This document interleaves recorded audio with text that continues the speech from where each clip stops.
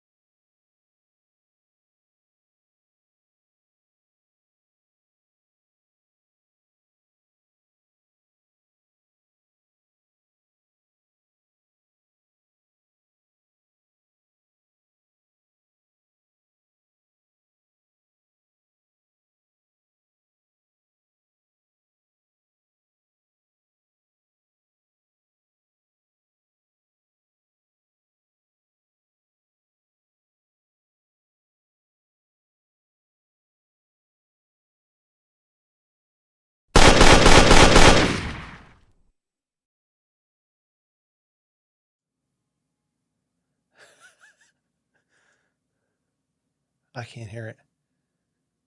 I can't hear it. It's going through there. It is. Can they hear it? Yeah, they can hear it. Okay. No, they can't. We can't hear it either. Yeah. Okay. Let's start I wanna over. speak. No. Take a bow. You heard it. Yeah,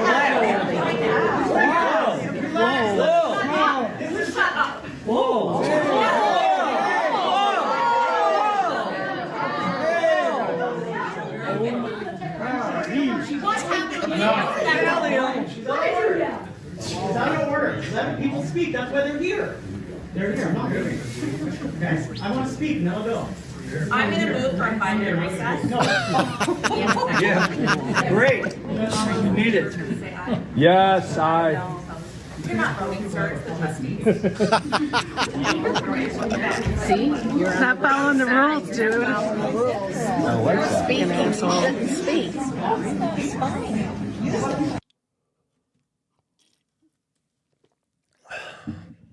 All right. Welcome to Behind Enemy Lines with Terry Newsom and Paul Drapick. I know everybody would be shocked to find out that that is a rabid leftist bureaucrat from our local Downers Grove Public Library Board. Sounds like she was in the mood for 5 minutes of recess. And we'll get into that story a little bit. We're going to cover that next week and bring some people on just to go over the crazy stuff that's happening at the local level, and it's right here in our hometown as well. So we got a big show for you today. Probably one of our coolest guests. We have Nate Cain, who's a whistleblower for the Uranium One scandal and Hillary Clinton. People don't know what that is. There was a scandal involving Hillary Clinton when she was running the State Department, and there's evidence that she sold out U.S. uranium deposits to a company that was connected to Russia. And interestingly, not long after that was exposed, the Russiagate thing with Donald Trump happened when she was running for office. So he's going to give us information about that. He's also running for Congress in West Virginia. So he's a veteran, worked for the FBI, great guy. I've talked to him and really looking forward to that conversation. So a little bit of context regarding that crazy leftist bureaucrat you saw there. Jason, you want to pull up that that library board member thing? So here is the Downers Grove Public Library board members, and I think it was that Swapna Jagani who is the president there. And the background here, and you see the rest of them there. The background here is there's one single conservative on that board, and this board has been doing some crazy things. This is iconoclasm, basically.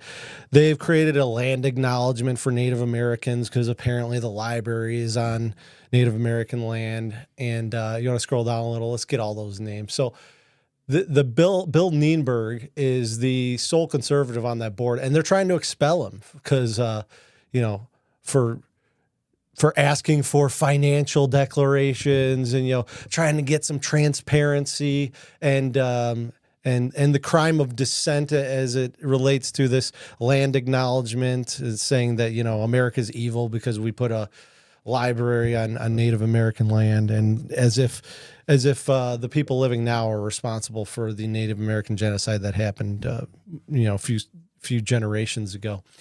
You can take it down. So the other thing is there's another anti-Catholic statement that they put out there that in relation to this Native American thing. But again, this is iconoclasm. I care less about the statements regarding the Native American land acknowledgement thing or the anti-Catholic. I mean, I think it's important for people who are opposed to those kinds of things in society, suggesting that we're evil for the past. But the more important thing is this is communism, right? I'm hammering this because that's what the Democrats have turned into. They're communists who impose, exercises of past communist regimes. They go after the kids.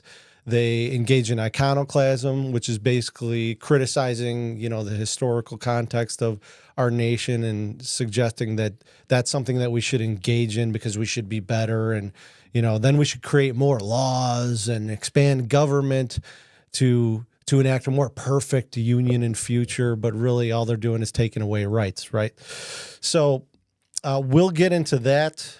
Next week we're probably going to have somebody on who's been close to this, a committeeman that we've had on in the past. But it's crazy. I mean, 6 board members all voting against this guy to kick him off the board. First censure him, right? And it was down the ballot. All of them voted against him. Like, he's a pain because he suggests maybe we shouldn't do these things. And now we find out that at the next city council meeting, the liberals on that council the trustees for Downers Grove are going to try to expel him from the library board because he disagrees. So that's where we're at. We're going to have people going to that meeting as well and speaking out against this. But just another example of how that communism creep is getting down into the local level, and it's really bad here in our area. So we'll talk about that next week, and we'll have some more context for you there. All right, and of course the big event that we have coming up. Jace, can you pop that flyer up on the screen? We have Mike Lindell coming into town on March 5th. Tuesday, March 5th, we'll be at 115 Bourbon Street. Tickets are $35. You can go to fightingbehindenemylines.com. We have the link there, available there. It's all over Facebook. You got the QR code there as well. And we're going to have some great guests. We're going to have some great speakers. We're going to have some election integrity stuff for you. We're going to have all kinds of things. We're going to be doing interviews, and we, Behind Enemy Lines, will be streaming the event live. So hope to have a bunch of people out there. We're going to have a lot of patriots, and Mike Lindell's on a tour in Illinois, and we're looking forward to talking to him. He's a great patriot, and he's been doing a lot of yeoman's work fighting for election integrity, among many other things, and fighting against this communist regime and all the other communist policies that we're fighting here in Illinois. Yes, thank you, Jason. Please like, share, and subscribe. Give us your comments on Rumble and YouTube. We love to hear from you. It helps with the algorithm. It helps inform us on how we're doing with the show, and we want to hear from you. So yeah, reach out, like, share, subscribe. We're all over the place. Rumble, YouTube. We're on X. We are on Facebook. Look for us everywhere. And again, our website is fightingbehindenemylines.com. We also now have a print edition that I write. We have a Substack, and you can find that link on fightingbehindenemylines.com as well.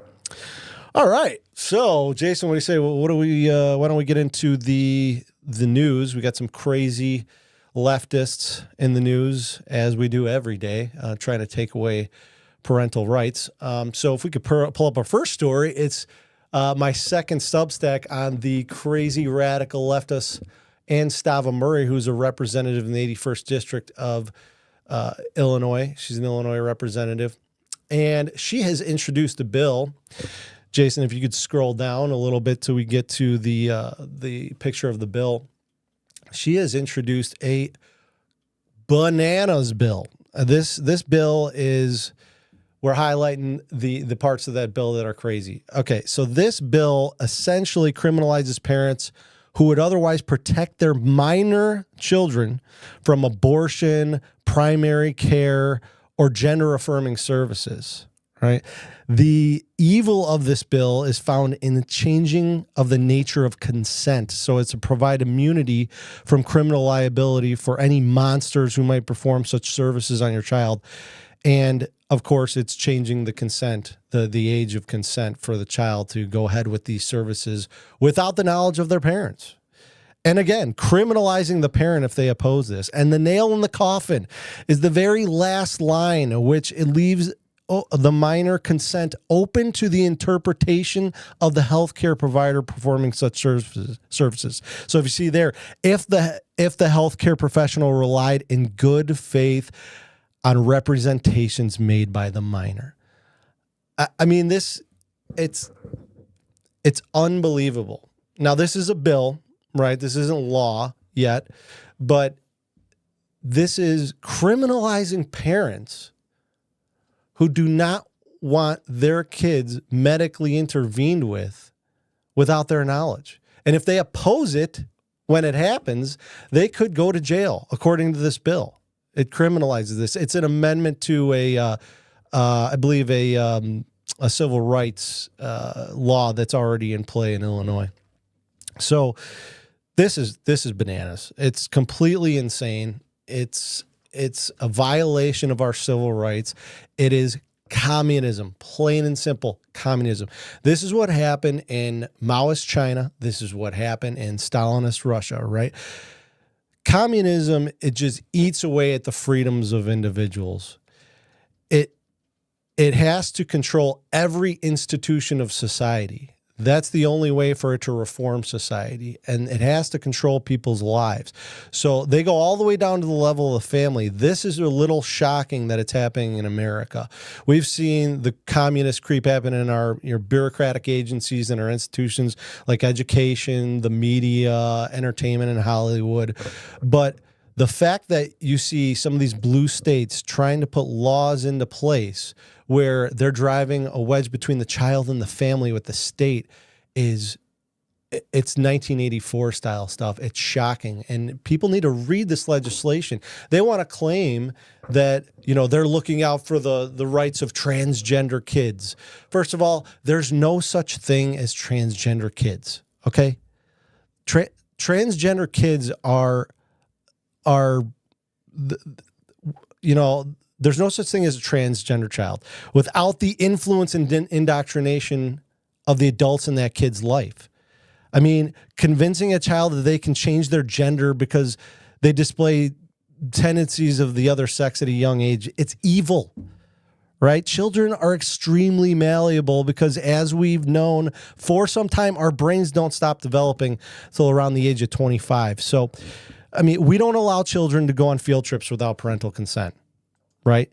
Yet we're talking about cutting the parent out of the medical procedure decisions that could permanently remove the child's ability to reproduce.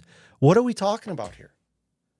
This is pure evil. There's no other, there's no other interpretation of this. It's evil. It's trying to take your kid away. The state is trying to take your kid away. It's unconstitutional. It's many things. Let's scroll down all the way to the bottom there, Jason. I want to show the committee members who are looking at this bill. Keep going, keep going, keep going, keep going. All right there. So take a look at that. Our buddy Don Kraus, he put together an event last week. We had a good showing that protested outside of Representative Stava Murray's house. And these are the committee members who are reviewing this bill. So please check out our Substack at fightingbehindennymylines.com. Check out this story. It's part 2. And look at that picture and go ahead and give those people a call and tell them that they need to vote this out because this is pure insanity. All right. Let's move on to the next story. What does it say, Jason? Okay, so our friends at Libs of TikTok, another example of the government trying to cut the parent out. So essentially, this is Kaiser, one of the largest healthcare providers on the West Coast, cuts parents out of their kids' medical decisions and records when the kid turns 13. They explain that a kid's mental, physical, and sexual health should be confidential. At 13. You notice how they're lowering the bar of consent and for a child? It seems a little creepy that they're lowering this bar of consent, because where else might they lower the bar of consent for a child, right? Where else might they try to drive a wedge between the child and the family and the parents? If you look at that letter, it says, why does parental access change? When a child turns 13, privacy laws make certain health information confidential between teens and their healthcare providers. Again, we don't allow kids to go on field trips without parental consent, but you're going to try to hide that they might get an abortion or maybe take hormone medications or chemically castrating medications. They want to destroy your child's reproductive system, and they don't want you to know about it or be involved. That's happening in California. So go figure. Illinois and California, they're trying to steal your kids away from you. Big surprise. That is the Democrat Party these days, folks. That's the Democrat Party. Want to steal your kids' innocence. They're sociopaths, basically. That's the platform. And I'm sure there's some sane Democrats out there, but then why are these bills making it into state legislatures? This is pure evil. Pure evil. All right. So on that note, let's move on to the next one. I was talking about consent. Now, we have a Representative Katie Porter, I believe. Yeah, California Democrat Congresswoman. So let's have a listen to what Katie Porter has to say. Allegation of groomer and pedophile, it is alleging that a person is criminal somehow and engaged in criminal acts merely because of their identity, their sexual orientation, their gender identity. So this is clearly prohibited under Twitter's content, yet you found hundreds of these posts on the platform. Allegation of groomer. Okay, so did you catch that? She thinks she had a gotcha there. Like, people are alleging that people who are expressing pedophilic ideas on Twitter are calling that criminal, and then she's saying that it's their really sexual preference, right? And she's suggesting that she's got a gotcha there. She's advocating for pedophilia as a sexual orientation and suggesting that Twitter should be going after the people accusing those people of being criminals. She thinks she's got a gotcha. I mean, even the Democrats got to be like, hey, Katie, look, I mean, we agree with you, but you're not supposed to say it out loud, you know? Like, why don't you go sit in the corner for a little bit, Katie? Let us handle this.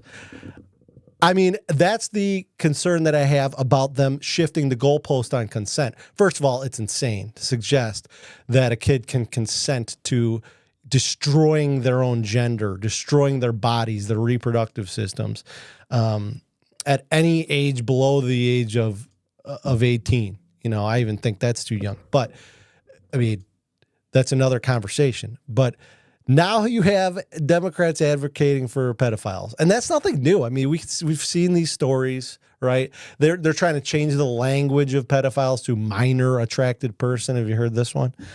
So, I mean, this is where we're at. Again, this is where we're at. This is the 2024 Democrat Party. They want to destroy the family. They want to go after kids, destroy their lives with what they call gender affirming services. Ann Stava Murray claims that there's some sort of genocide happening where kids who can't chop off their genitals or be another gender are committing suicide en masse. And that's why we have to provide them gender affirming services and cut the parent out of those decisions.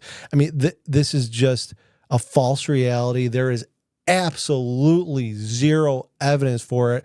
Check out my Substack. I reference an article where it completely debunks that idea, that they're using pseudoscience data to try to come up with this idea that they need to provide these gender affirming services to save this imaginary trans kid community.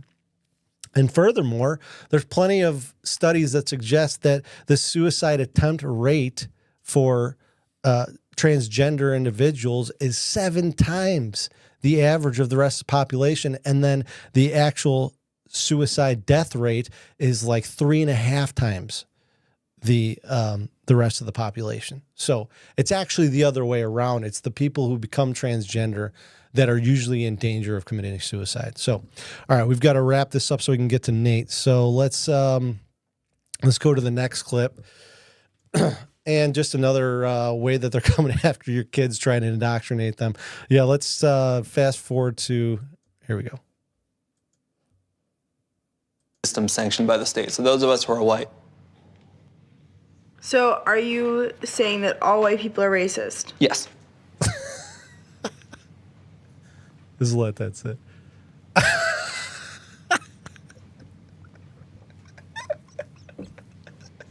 I love that. Really, I love the look on the last Asian girl's face. Like, is this guy for real? So, so that was a clip from Davidson College where they were doing the struggle session with a bunch of kids on basically how you heard it, all white people are racist. That's what you're saying. Yes. These people, these radical leftist communists who think that they're involved in some progressive, strive towards perfection in society, think that they're doing something that's never been done before. It's not true. It's just different tactics. It's trying to divide the country by race and gender instead of class. That's it. It's old hat. There's nothing new under the sun. It's communism, plain and simple. And the problem is white liberals like that guy, rich white liberals who don't even understand their history and don't understand what they're advocating for. They're advocating for the destruction of the most free government and civilization that has ever existed, period. End of story.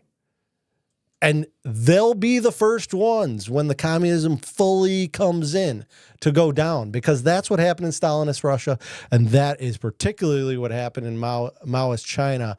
After Mao was done, with the students that he used for the Cultural Revolution. He brought in the army and threw them into labor camps and killed many of them, because you have to keep recycling the tyranny in order to make sure that you have full control. So all you rich white liberals who are advocating for the destruction of your own freedoms, you'll be the first on the chopping block. All right, and then one more quick story before we get to Nate, and this is something. This is an interesting story. This happened just yesterday. We actually reported on the effort that Terry was involved in to get Biden removed from the Illinois ballot, and there were a couple reasons. One minor reason was that there was something wrong with the way he validated. Jason, what's it called? What? Oh, you got me. Oh, Jason, what's it called when they stamp the? My mind is going on this one. When they notary? Okay, yeah, notary. So the one was involving there was a bad notary, but the other one was what Terry led, which was saying Biden has given aid and comfort to our enemies, and we have proof of that because he's opened the border and let in terrorists. Furthermore, there was evidence that I wrote 4 articles on this subject for Gateway Pundit, and one of them involved financial ties to terrorist organizations that were listed on the State Department website as enemies of the United States, and we had funneled money to those organizations. So Terry had a legitimate reason for wanting to get Biden off the ballot. Either way, it didn't happen. The election board voted to no, but they also voted to keep Trump on the ballot. Yes, in deep blue Illinois. The Illinois Board of Elections, you had some virtue signaling where they were saying, that he certainly instigated an insurrection, which is nonsense. But they all voted, I believe, that they should keep Donald Trump on the ballot. However, just the other day, Cook County Democrat Judge Tracy Porter removed Donald Trump from the ballot in Illinois. So, and I believe she stayed her own decision until tomorrow, so I don't know if it's official yet. But again, this is the country we live in today. They don't want you to have the freedom to pick the presidential candidate that you want. Even in a state like Illinois, where obviously we're in deep blue Illinois, but they're using their power and the corruption to try to remove your rights, to try to take the most fundamental right that you have, suffrage, away from you. As a signal, I believe, because we all know that Trump's not going to win Illinois, right? But it's a signal to say, we can do this. We can do this, and you have no power to stop us. And what better way to say that with one judge making that decision for the rest of the state when even the Board of Elections voted him in. So that's where we're at. We got our guest ready to go. And, oh, yeah, sorry about that. We have a commercial for you. Illinois Freedom Alliance.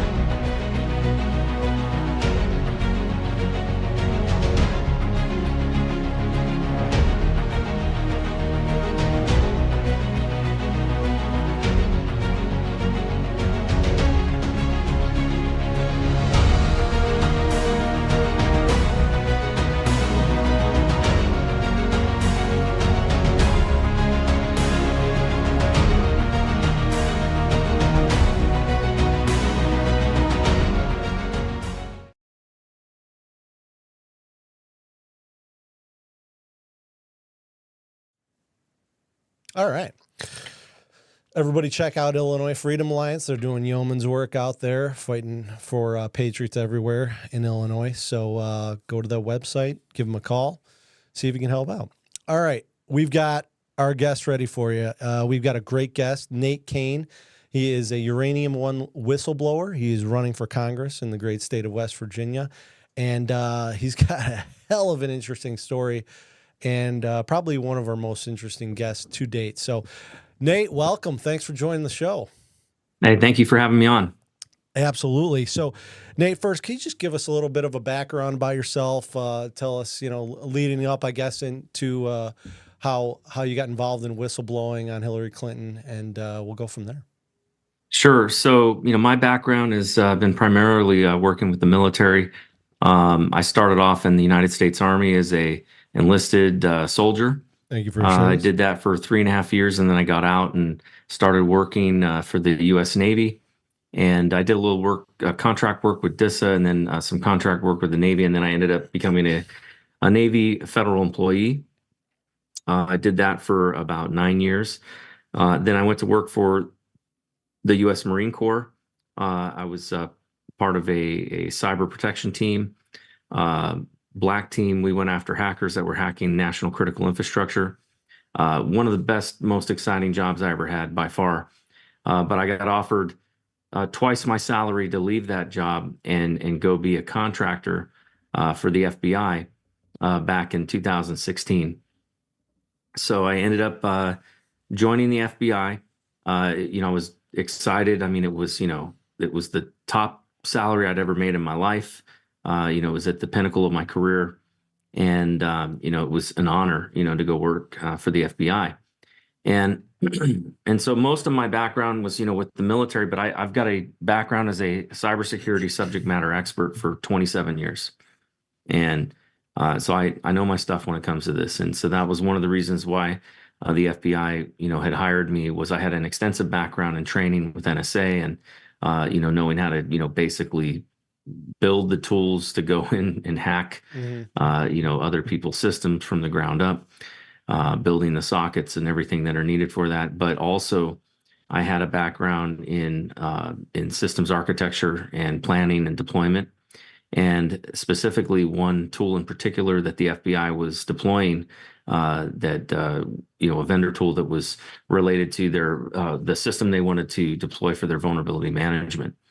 So I ended up going there and was enjoying the job and was doing that. And then one day I walked in the office, overheard a conversation I wish I hadn't heard, but it involved some transcripts of a conversation with the senior leadership at the FBI on the 7th floor, basically saying that they had... Oh, the infamous 7th floor. Yeah. And it basically said that they had all of the evidence on Hillary Clinton. They had multiple investigations opened into her, but they were going to shut down all those investigations for fear that she was going to be the president and that they did not want retaliation from her. So when I heard this, I couldn't believe what I was hearing. And so I decided to go look for myself.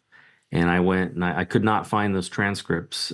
They had probably already been compartmentalized by that time. But I did find the evidence. And they had a ton of documentary evidence, what they call suspicious activity reports that were produced by FinCEN. And in this case, they had already been reviewed and analyzed by the FBI's intelligence analysts. And in this case, they basically, there was 3 separate field offices that were investigating her. It was the Little Rock, Arkansas field office, the New York City field office, and Washington field office. And they had multiple charges listed on these documents for high probability of criminal activity. And they were in the areas of money laundering, public corruption, securities and exchange fraud, and terrorism financing. I don't believe it. Hillary Clinton is as pure as the driven snow, as I understand it. One of the things that you said just there, because I have a couple follow-up questions, or a couple leading questions, but a couple follow-up questions. You mentioned the transcripts from that conversation, and you said they were compartmentalized. Is that is that official? So the FBI activity? has after the church committee that occurred, the FBI was required to start basically doing a better job of records management retention, and they record everything at the FBI. So all the conversations between people, we have a system that's basically At the Bureau, it's a on the classified network, and it's basically a kind of like Teams or Skype. It's basically an internal conference call, type of software, and we can log in and talk to each other face to face, or video to video. But what's more important is their records management department transcribes all of those conversations, and I think they have automated software that probably does it. But it drops those transcripts into a folder that then later that information gets moved, probably compartmentalized somewhere. So the internals of the FBI, there's areas that you can't get into unless you have a need to know, and then there's areas where they just kind of dump stuff until it gets figured out where it's going to go, and then it goes there. So I was looking, in the FBI's main kind of database and doing some search terms. And so, like I said, I didn't find those transcripts, but I do know those transcripts exist because what was talked about in those transcripts, John Durham talked about in his report on page 78. Oh, and I recommend everybody go read that report, because there's a wealth of information about the corruption of the government, Hillary Clinton, the DNC, everything. The John Durham report, which is about 300-something pages, right, Nate? Yeah. Yeah. Yeah, and page 78 details essentially all the information that I turned over. I know that a classified annex was likely kept by the DOJ IG, and we know that John Durham went to go see him, and I assume that it was probably to retrieve those documents. Now, he doesn't necessarily reference those documents directly. He does say, though, that it was a lot of suspicious activity reports, and that there was an intelligence report, that referenced some things, and that he refers to. That's what I turned over. So it was 458 pages of classified documents. Wow. I ended up, at first, I didn't think that it was true that they were going to cover this up. I mean, I had no reason to believe that. They had case numbers. They had different field offices working, 3 separate investigations, actually multiple investigations. And I thought to myself, there's no way you can make that go away. I mean, that would take a lot of compliance from, lower level people to not say something about it. So, and I thought maybe it was just a rumor, but to be safe, I did download and make a copy of all of those documents onto my government, classified computer.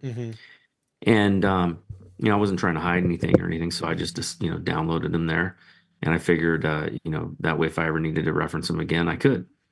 Well, you'll remember the moment that James Comey went out in front of the J. Edgar Hoover building, and he gave that press conference where he said, Hillary Clinton's classified email server had thousands of, or no actually reasonable unclassified. prosecutor.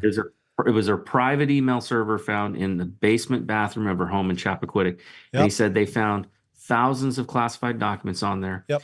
And he said, and the one thing that caught my attention was he said there were 7 email chains that had special access programs. Yep. Now, many people don't know what those are, but I've been read on to several of them in my career. I hold a top secret clearance, and I have for 27 years. And I've been read on to some of those programs. And I will tell you, it's not like you can just accidentally leak that information or move it, to an unclassified server. You would have to knowingly know what you're doing, and you would have to be knowingly violating the law. When I worked in NSA, that's when I had access to that sort of thing. They had we were in a secured, compartmentalized information facility. It has one way in, one way out, a man trap. It has you can't bring any cell phones in there, no communication devices, nothing that transmits. And when you get in there, everybody in there has a top secret clearance, but even then, you can't just read a SAP. You can't sit at your desk and read it, because somebody who's walking by, even though they have a top secret clearance, they may not be read on, may not have a need to know. And so those types of things, because they're generally things that can get people killed, or they're things that could, get your country destroyed. It's very, very highly sensitive information. It was that information was kept always in a safe, a GSA safe. There was only 2 people that had the combination to it. A security manager and an alternate. They would basically undo the safe, pull out the file, the folder, which always had a cover letter on it, or a cover sheet on it, and then they would open up on the inside pocket. There would be a list of people who got access to see it, people who had been read on, and then they would take you to a room that has counter surveillance equipment and stuff like that in it, and is basically a silent room where nobody can listen in, and that's where you could read that document. So I want people to understand just how strict the controls are over special access programs. And yet there were 7 email chains with special access programs in them. These are unclassified email chains, by the way. These are private email chains. So yeah, and I'm well aware of the situation and the implication here. And I want you to, I'm not saying that you're making the implication. I will make it, because we have to try to imagine what the possibility for having special access program classified material on an unprotected private server would be. Just as we need to ask the questions about Joe Biden and his access to directing energy policy in the USA, but at the same time, his son is traveling around the world to places, to our foreign adversaries like China, and being on the board of Burisma, an energy company in Ukraine, the most corrupt country in Europe, and taking bags of cash from those companies. We also have to question what possible reason would Hillary Clinton have special access program information on an unprotected server at her house. Yeah. And I would argue that one of those reasons would be to sell foreign information to foreign adversaries. And go ahead. That is exactly what you're saying. Look, I talked to some of my friends in the intelligence community, I've reached out to, and I just say, hey, look, does this sound right to you? I said, after seeing that interview, I'm like, what do you guys think? And we all thought the same thing. It's a Dropbox. It's a Dropbox, because remember, Comey made a comment. Yeah. He said that they had proof that there were foreign adversaries that had accessed that computer. Now, weren't they using Sidney Blumenthal as a cutout for there was emails, right? He was connected to Libyan officials things of that nature. Yeah, he was all over the leaked Clinton the Podesta emails and stuff. Yep. Now there was something else too.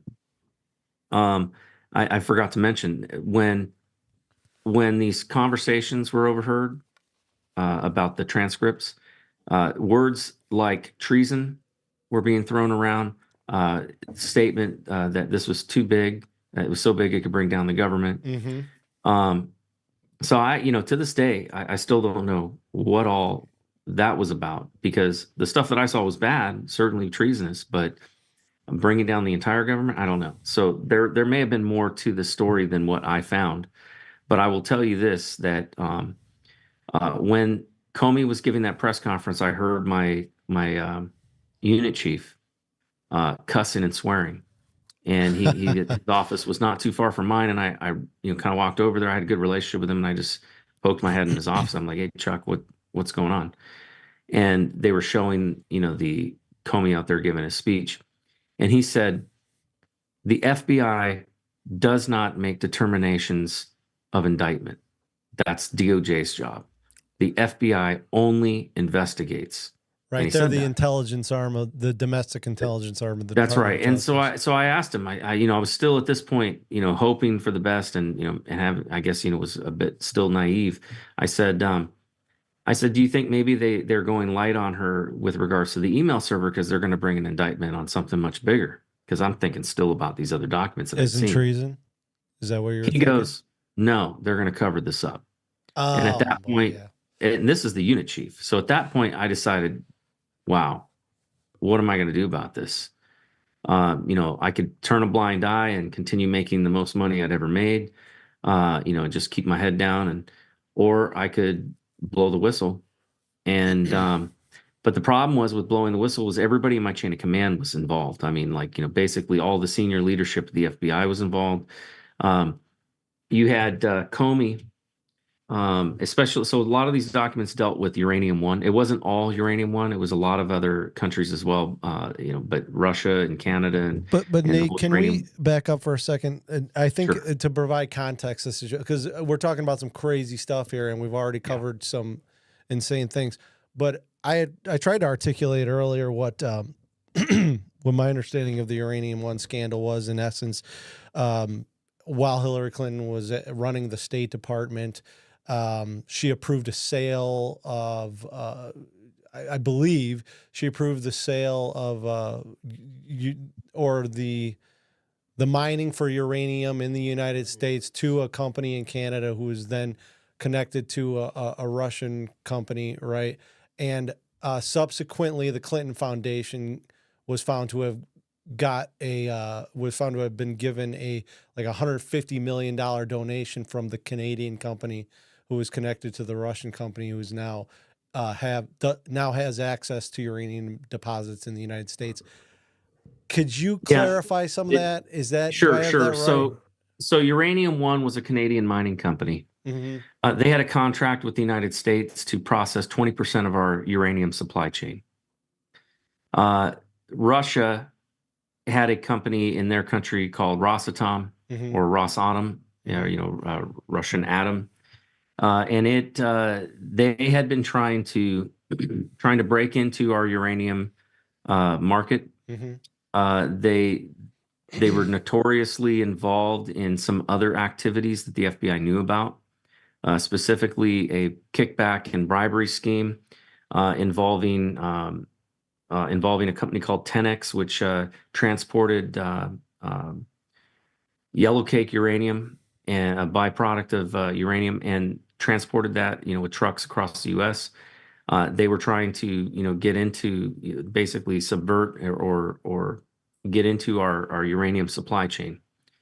FBI had an intelligence file on this. They knew about it. They were doing surveillance. They had everything. They knew who all the, Russian intelligence agents were that were working, with these guys. I mean, they had all the surveillance on them and everything. And they had an inside source that was somebody who was basically an informant, confidential informant. So Hillary Clinton, as the Secretary of State, she has one of her roles is the chairman of the CFIUS Committee. The CFIUS Committee is the Committee on Foreign Investment in the U.S. They make a determination on any kind of purchase by a foreign country of an American company where it could implicate or have a national security problem. So they approved. So there was kind of really two problems that occurred. One, the FBI director, he's not a voting member of the CFIUS committee, but he does have a fiduciary role to them to inform them of any kind of, national security threat that he's aware of, with any of those types of deals. So Robert Mueller was the FBI director at the time that deal went down.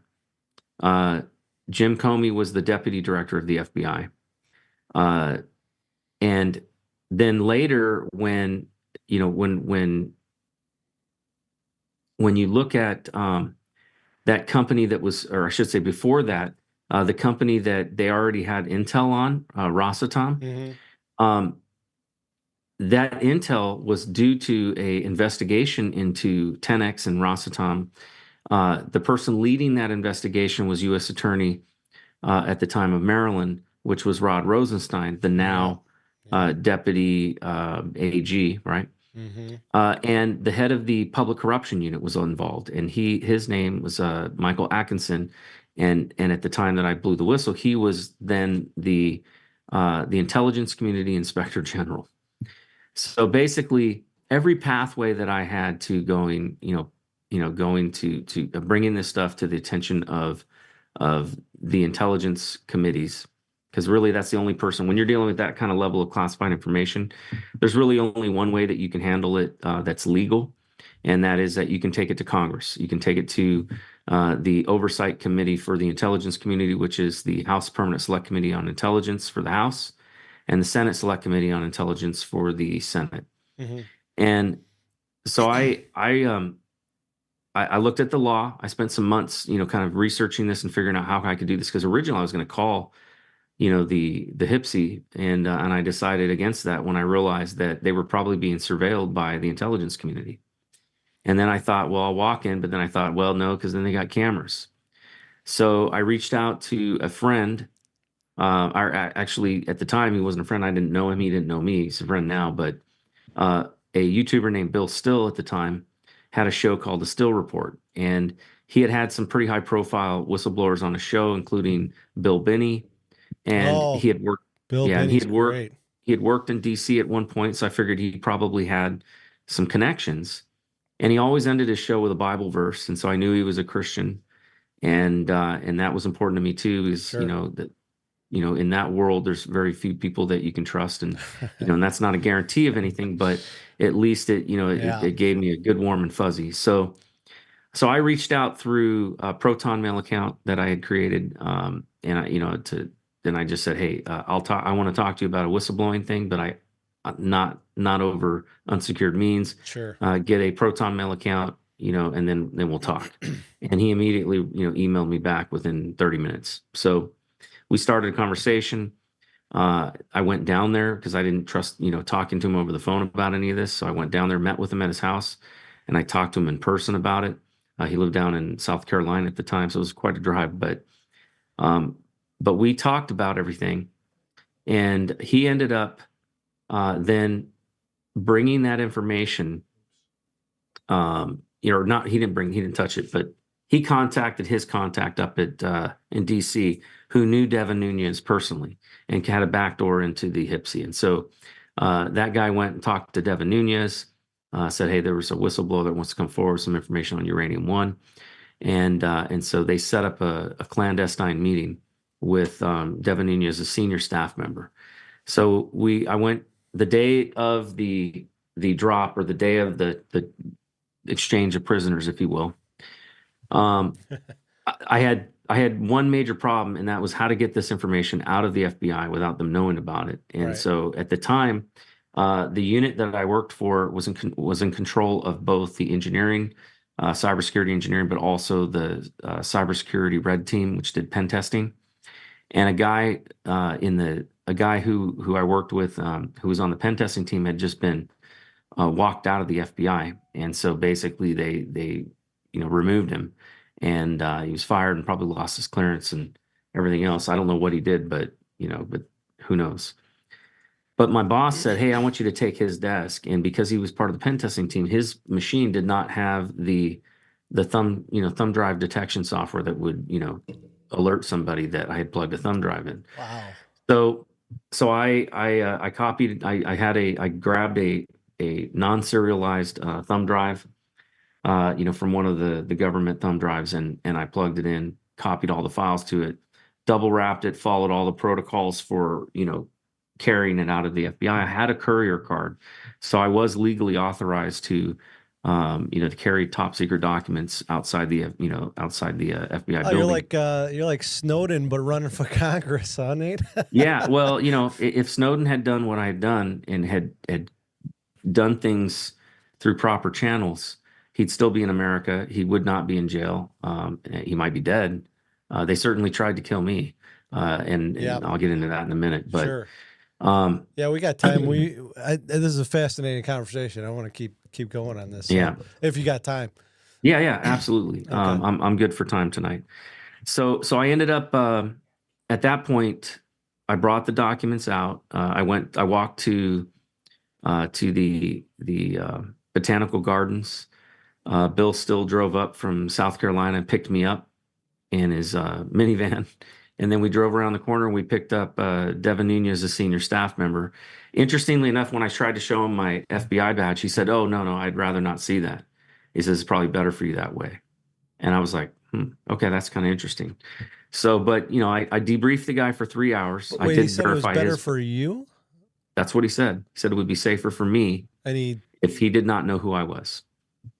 Oh, gotcha. Okay. Yeah. Sorry. Yeah. Sorry. So, but I wanted to certainly know who he was. Sure. I wanted to make sure. So I verified his badge and verified that he, in fact, was senior staffer to Devin Nunes. Mm-hmm. Sure. And senior staffer on the HIPSI committee, because they are the only ones who can take classified information from anyone. Right. And by the way, just for a little bit of context, Devin Nunes was the chair of the Intelligence Committee when he was when the Republicans had control of the House for the first 2 years of Trump's presidency. And this all, and I want to tie into this, all leads into the Russian investigation. This is all connected. Yes, it does. Yeah. So sorry to cut you off, but just for a little bit of context, Devin Nunes is a major player here, and you were actually in contact with the senior staffer and provided the intel that would then lead to this investigation and to us actually knowing about what was really going on in leading into that Russia investigation that was complete bunk.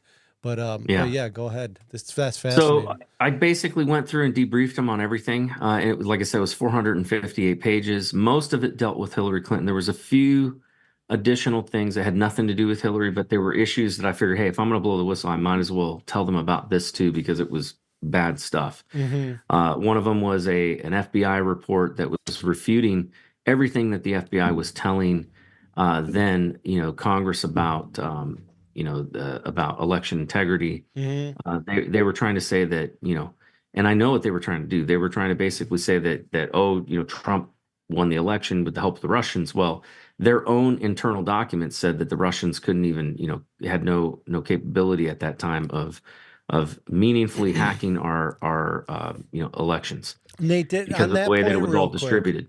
On that point, real quick, they've been touting that, and they still talk about that. Yeah. Now, to clear that up completely, their suggestion of that is based, as I understand it, on some social media bots trying to influence people leading up to the election. There's absolutely zero evidence of any interference in terms of a cyber attack. Had nothing to do with any kind of hacking at all. That's what the document that I brought out basically showed that. Right. The other document that I brought out was one that showed that the FBI was relying on groups like the Southern Poverty Law Center to help them determine who were helping them to determine who were homegrown violent extremist groups. And they were actually on their list of groups that the FBI had in their terrorism, database, right? Their domestic terrorism database. Well, we all know we can trust the Christian organizations that basically did conversion therapies, helping homosexuals, go straight. The SPLC went after our host Terry Newsom, actually, just because he's a parental advocate and he's opposed to kids getting their genitals mutilated. So if anybody thinks so these guys are they're scumbag Marxists, 100%. And the FBI was basically had them under contract. And they still do, by the way. Right. That's something that a lot of people don't know, right? Is that not only them, but there are these NGOs, there's other groups too. Tons of groups that are indirectly being paid by the government. Our tax dollars are funding these groups, right? And the FBI at the time that I was working there in 2016 to 2018 or 2017, they had totally been infiltrated by the LGBTQ agenda. They had, I remember they had a day that they brought in a imam for Muslim Appreciation Day, and this imam was on record for basically saying "death to America" and basically speaking out against America for its involvement in the Middle East and all of that. So it was just such a weird place of wokeness at the FBI. Fortunately, I have not seen that level of wokeness at other agencies that I've worked for, but at the FBI, it was really bad. Oh, well, it's good to know that the DOJ's intelligence arm on the domestic level is that level of woke. So, so leading up to this, all led up to the Russiagate investigation, right, Nate? Yeah. So what happened was, and I'll try to wrap this up quickly because it is a long story that usually takes me a long time. But I brought out this document. We talked. He said, "Look, we're very, we're much more interested in the Uranium One thing than a lot of the other stuff." And he said, "But do you have anything more than just the suspicious activity reports?" And I said, "No." And he said, "Well, he says, we have reason to believe, they had an inside source telling them there was an intelligence report, and that intelligence report would confirm that the FBI knew about Russia's attempts at infiltrating our uranium supply chain prior to the CFIUS committee signing off on allowing that sale. So he asked me if I'd go back in and find that report and bring it out. And I reluctantly said yes. I only had a week left at the FBI. And honestly, it took everything within me to build up the courage to walk out with that first set of documents. So I went back in. Sure enough, I found the report. It was not hard to find. It was classified, and it basically it was a document that had all of the players, within the Russian intelligence operations that were, and within Rosatom that were trying to infiltrate through bribery and kickback this company Tenex and our American uranium supply chain. So all the dates were on there, and the names on that document were all the names I mentioned earlier, in terms of leadership of the FBI. So I got that document, and I also found some other documents that, proved helpful in determining, kind of a timestamp of when they knew and what they knew and when they knew it. There were Office of the President weekly reports that the FBI gives to the president and to the vice president, which would have been Obama and Biden at the time. So I brought those out as well. And I copied all the other documents that I had previously copied on thumb drive onto that one. So I had everything all combined on one thumb drive. Wow. So I walked out my last day with it, sweating bullets. I was just going to say, were you sweating bullets? I mean, that had oh to be, my gosh. That had to be yes. the most, was that the most nerve-wracking situation you've ever been in? 100%, without a doubt. Well, I mean, because if I had been stopped by the security guards on my way out, how would I have explained myself?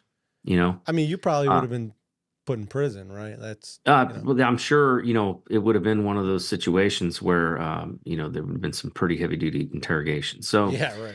So I walked out, and when I asked him before I left my first meeting with him, I asked him, I said, how do you want me to contact you? And he says, use this encrypted app, and we tested it and it worked. But when I walked out this time, I tried sending him a message and I got no response. And then I sent him another message and no response, and another message and no response. And so here it is. I'm like still down in DC. It's almost 7 o'clock. I got to take the last train home, and I'm left twisting in the wind with this classified thumb drive. Yeah. So, for the first time in my life, I had to, basically do something that I never thought I would ever do. I had to bring classified information to my home. Oh. And so I put it in my safe, and I called Bill Still, and I said, Bill, I don't know what's going on, but, your guy's not answering my call.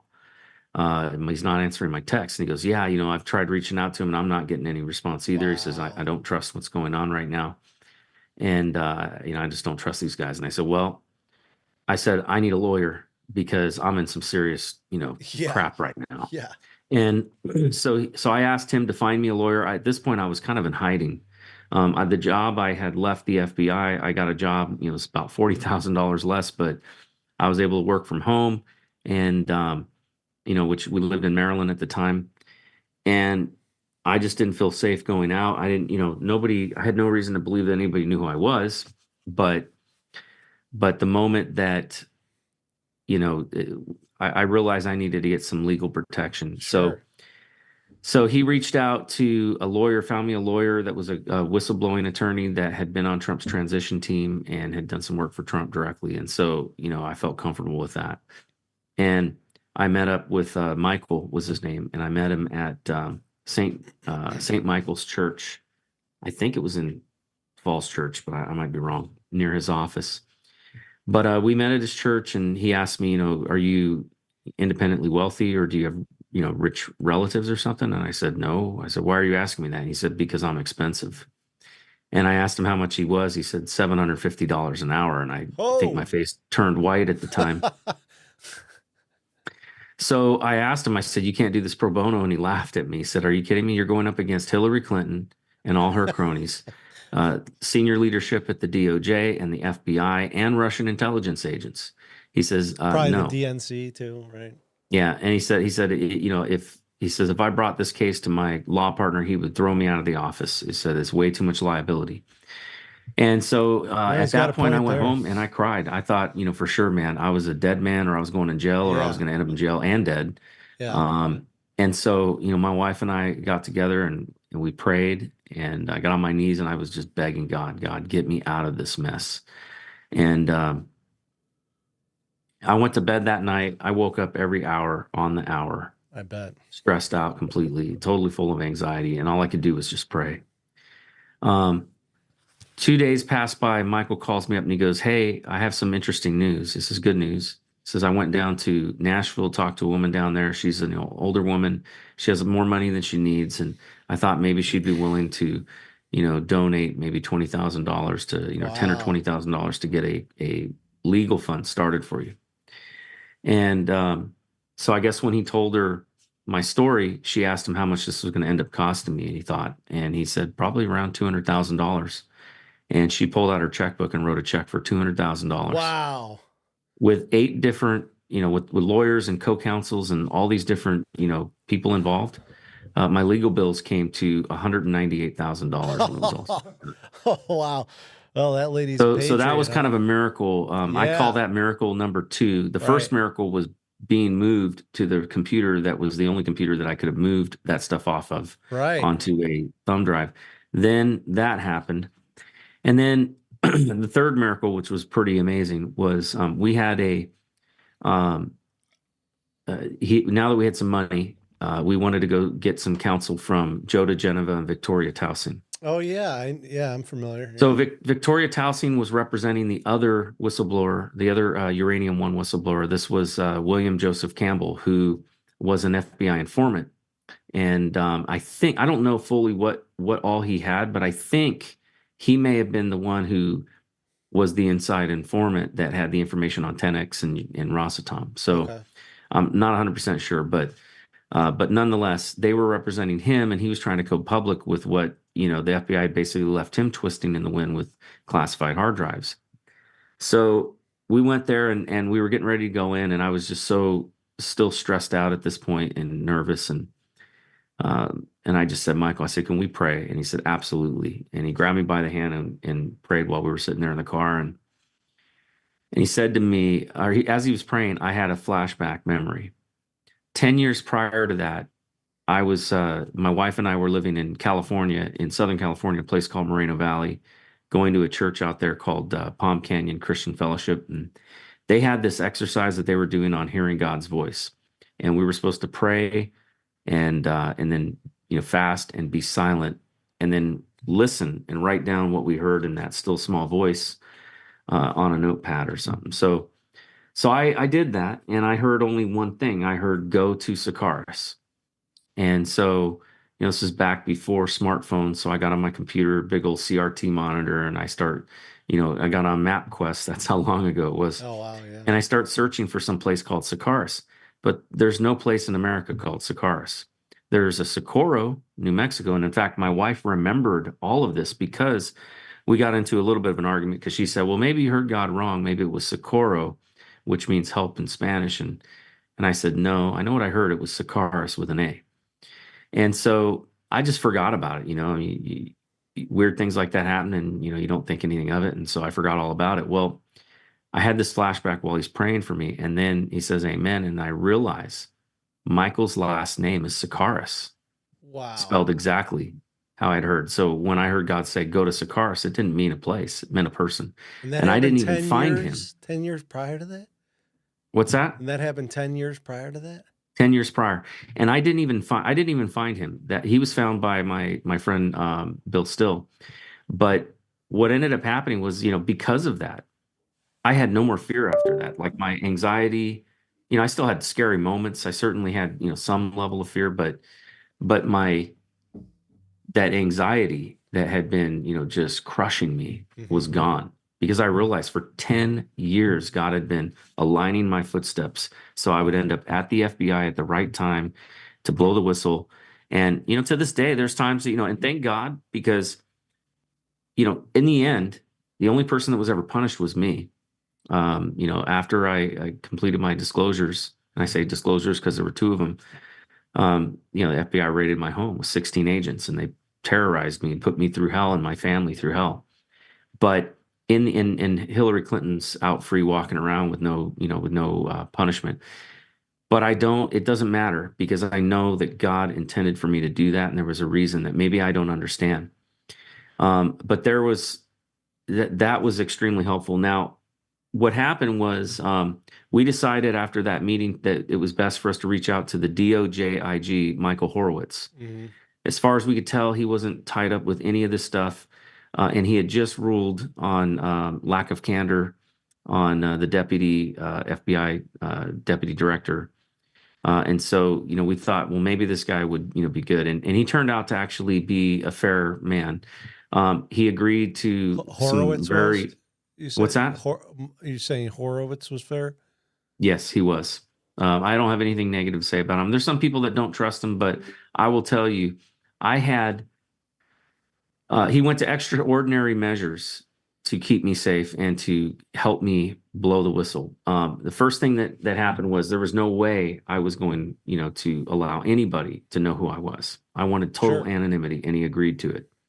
My lawyer gave me a code name, and the code name was MC Poda, which there's a funny story behind that. I thought, MC Poda, you couldn't pick something cooler than that for a, whistleblowing name? Like, how about like 008 or something, And he goes, oh no, you'll like this. You'll like this. And he was a Cuban immigrant himself and hated, communists. And so he says, I go, what's MC Poda even stand for? He goes, making communists pay out the ass. And I was like, oh, all right. I love that name. That's what we're trying to do. That's what we're trying to do. Yeah. So my I've got a personal, True Social account that's at MC Poda. Oh, nice. Nice. I'll look for you. But he's really cool. It was really cool. And so anyway, so I met, we agreed to do a exchange of prisoners with all the documents. They wanted me to print them all out. So it was a stack like this thick that I had to double wrap in an envelope. And I'm doing all this, by the way, wearing gloves, so latex gloves, so I don't get fingerprints on anything. Sure. I'm trying my best to not give them any clue to who I am. Yeah, they got to make a movie out of you, Nate. They should. They really should be. It would be an exciting movie. So I said, I don't want them to see my face. I don't want them capturing my voice. And so my lawyer came up with the idea, all right, well, let's meet at, we will go to a place that we determine, and we will call them, and then they can send their man, and then he'll escort them to me. And so that's what happened. So we decided on the place of the meeting would be St. John's Episcopal Church across from the White House. So this is the famous one that BLM tried to burn down. Yeah. So we're sitting. Where Trump was in front of it with the Bible. That's right. Yeah. So that church has special meaning to me for obvious reasons. Yeah, so right. I show up. I'm wearing sunglasses, a hoodie, a baseball cap. I shaved off, all of my facial hair, so I don't look the same. I go towards the and I parked several blocks away, just so I didn't want any cameras. I don't want them figuring out who I was. I know all the surveillance tricks. Yeah. And so I end up walking over there. I meet with Michael, and we go across the street, and we go into into the church. And we went forward, and we kind of got on our knees and prayed, before we decided to do this thing. Because, anything could have happened, right? They could have showed up with a whole bunch of FBI and, right. Had me arrested, whatever. But Michael calls, he calls Horowitz, and Horowitz sends his deputy to the church, and he meets him outside. And I had been instructed that when he comes forward, he will stand behind me to my left and tap me on the shoulder, and then I'm to hand the package over my shoulder without saying a word. This is some spy movie stuff. Yeah, so he does. That's exactly how it went down. He escorts him in. I never saw the guy. I don't even know what he looks like because I never looked at him. Wow. And never heard his voice. He taps on my shoulder. I reach up and I handed it over like that. He escorts him out, walks out. Michael comes back to me. He goes, do you want to pray again before we leave? I'm like, yes. And so we got on our knees and we prayed again. And then we left, and we went on our way. The process that it's supposed to go through at that point is it's supposed to go up to the AG, and that is Jeff Sessions, right? Sessions, right. But he had basically recused himself from all things Hillary Clinton. Right. So he wouldn't even look at my documents. So they sat there in his office for over a month, and it was supposed to be a 21-day process, but it turned into a more than 60-day process just to get things back from his office. And so we contacted Horowitz and we're like, what's going on? So he looked into it, found out, and he goes, Sessions won't look at the documents. And he goes, I got to be honest with you, it's unprecedented. I've never seen anything like that. He says, under the law, he is the one who's supposed to give it a credibility rating. But that was a political situation, right? Because as I remember, Sure. the media pressure and the Democrats were putting on him to recuse himself had to do with meetings with Russian individuals during the transition period, and they used that as a political weapon. So they absolutely did. That they could advance the Russiagate. But it left guys like me, in the lurch. If you had any kind of, right. If you had any kind of, hold on a second here.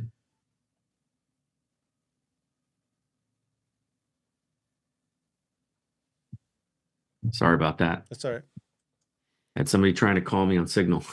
I had it on my computer.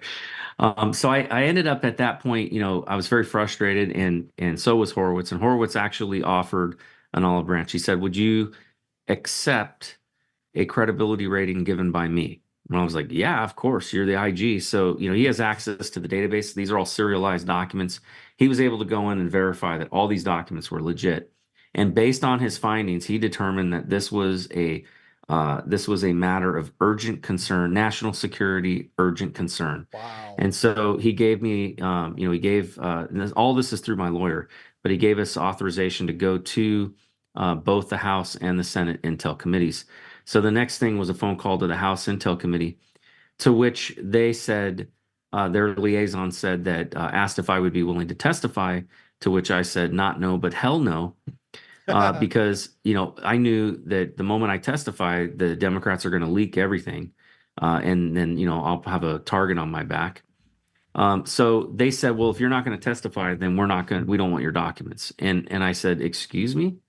You got to be kidding me. I mean, how, these are already verified. Why would you not want these? They've already have a credibility rating and a determination of national security urgent concern. Mm-hmm.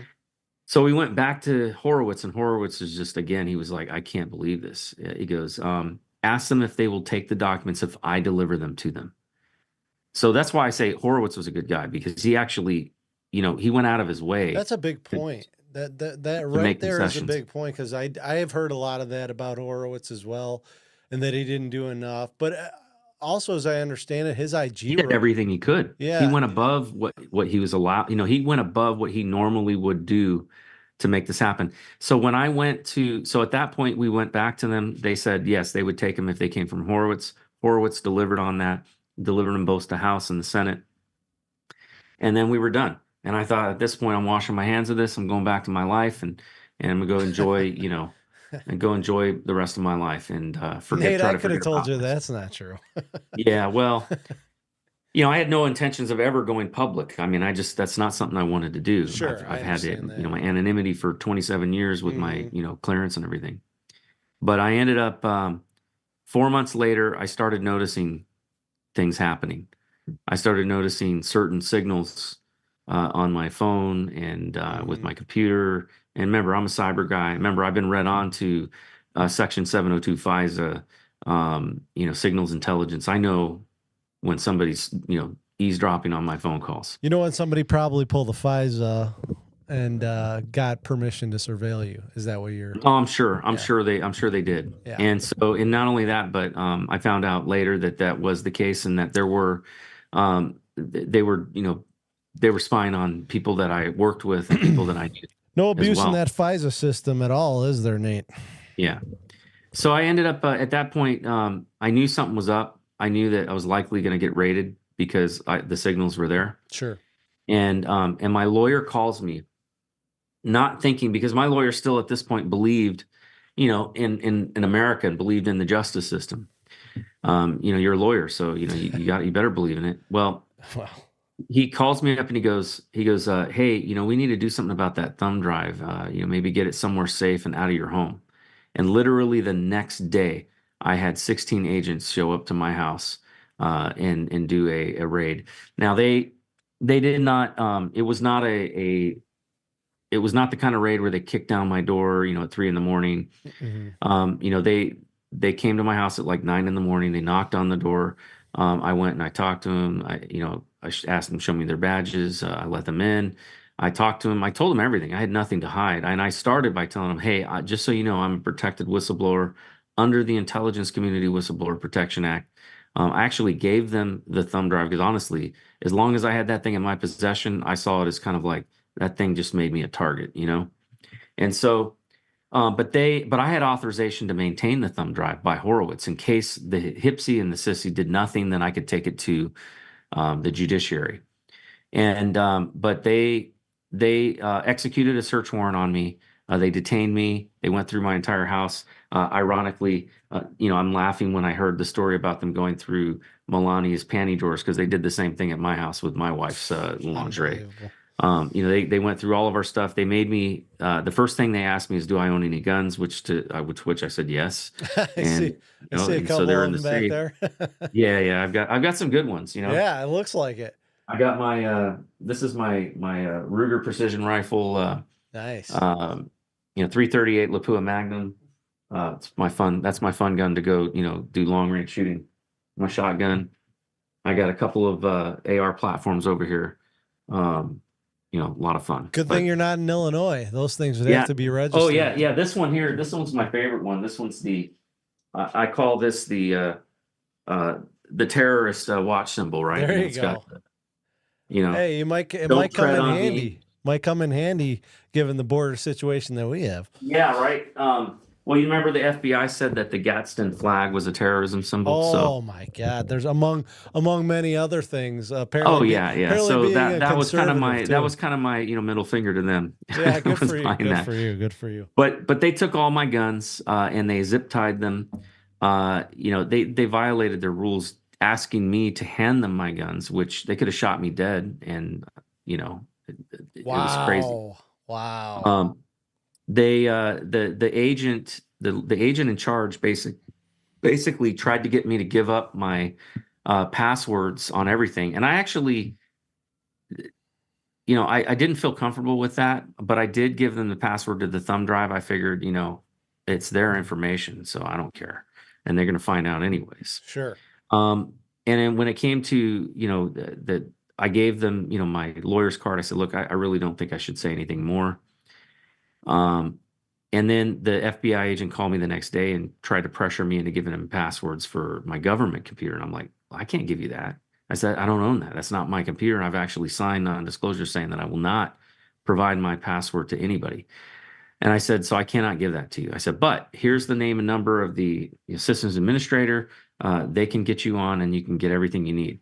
And he got angry with me and basically started threatening me, to which point I just said, I would rather not talk with you anymore. In fact, I've already told you that I do not want to talk to you without my lawyer present. So please do not call me again. And he got pissy with me and angry. And this guy then basically decided to, start his own vendetta to try to damage me or go on a witch hunt to try to find anything he could to hurt me. And then when that didn't work, then they started going after my kids. Oh, and what? yeah, and in fact, I've got I'm estranged from one of my sons because of what the FBI did, and it was just despicable. So it was like I just. Oh, I'm sorry to hear I that, filed a complaint for harassment with the judiciary. Lindsey Graham actually was the judiciary chairman. I'm not a huge fan of his, but I will say he did me right on that. I met with his. I never met him, but they set up a meeting for me to meet with his investigative counsel. They went and investigated, and whatever they must have found must have been bad because that guy was no longer an FBI agent 2 weeks later. Wow. So well, that's one good thing Lindsey Graham did. He wants to start World War III, but But I ended up at that point. That was pretty much the end of like my encounters with the FBI. Things continued to.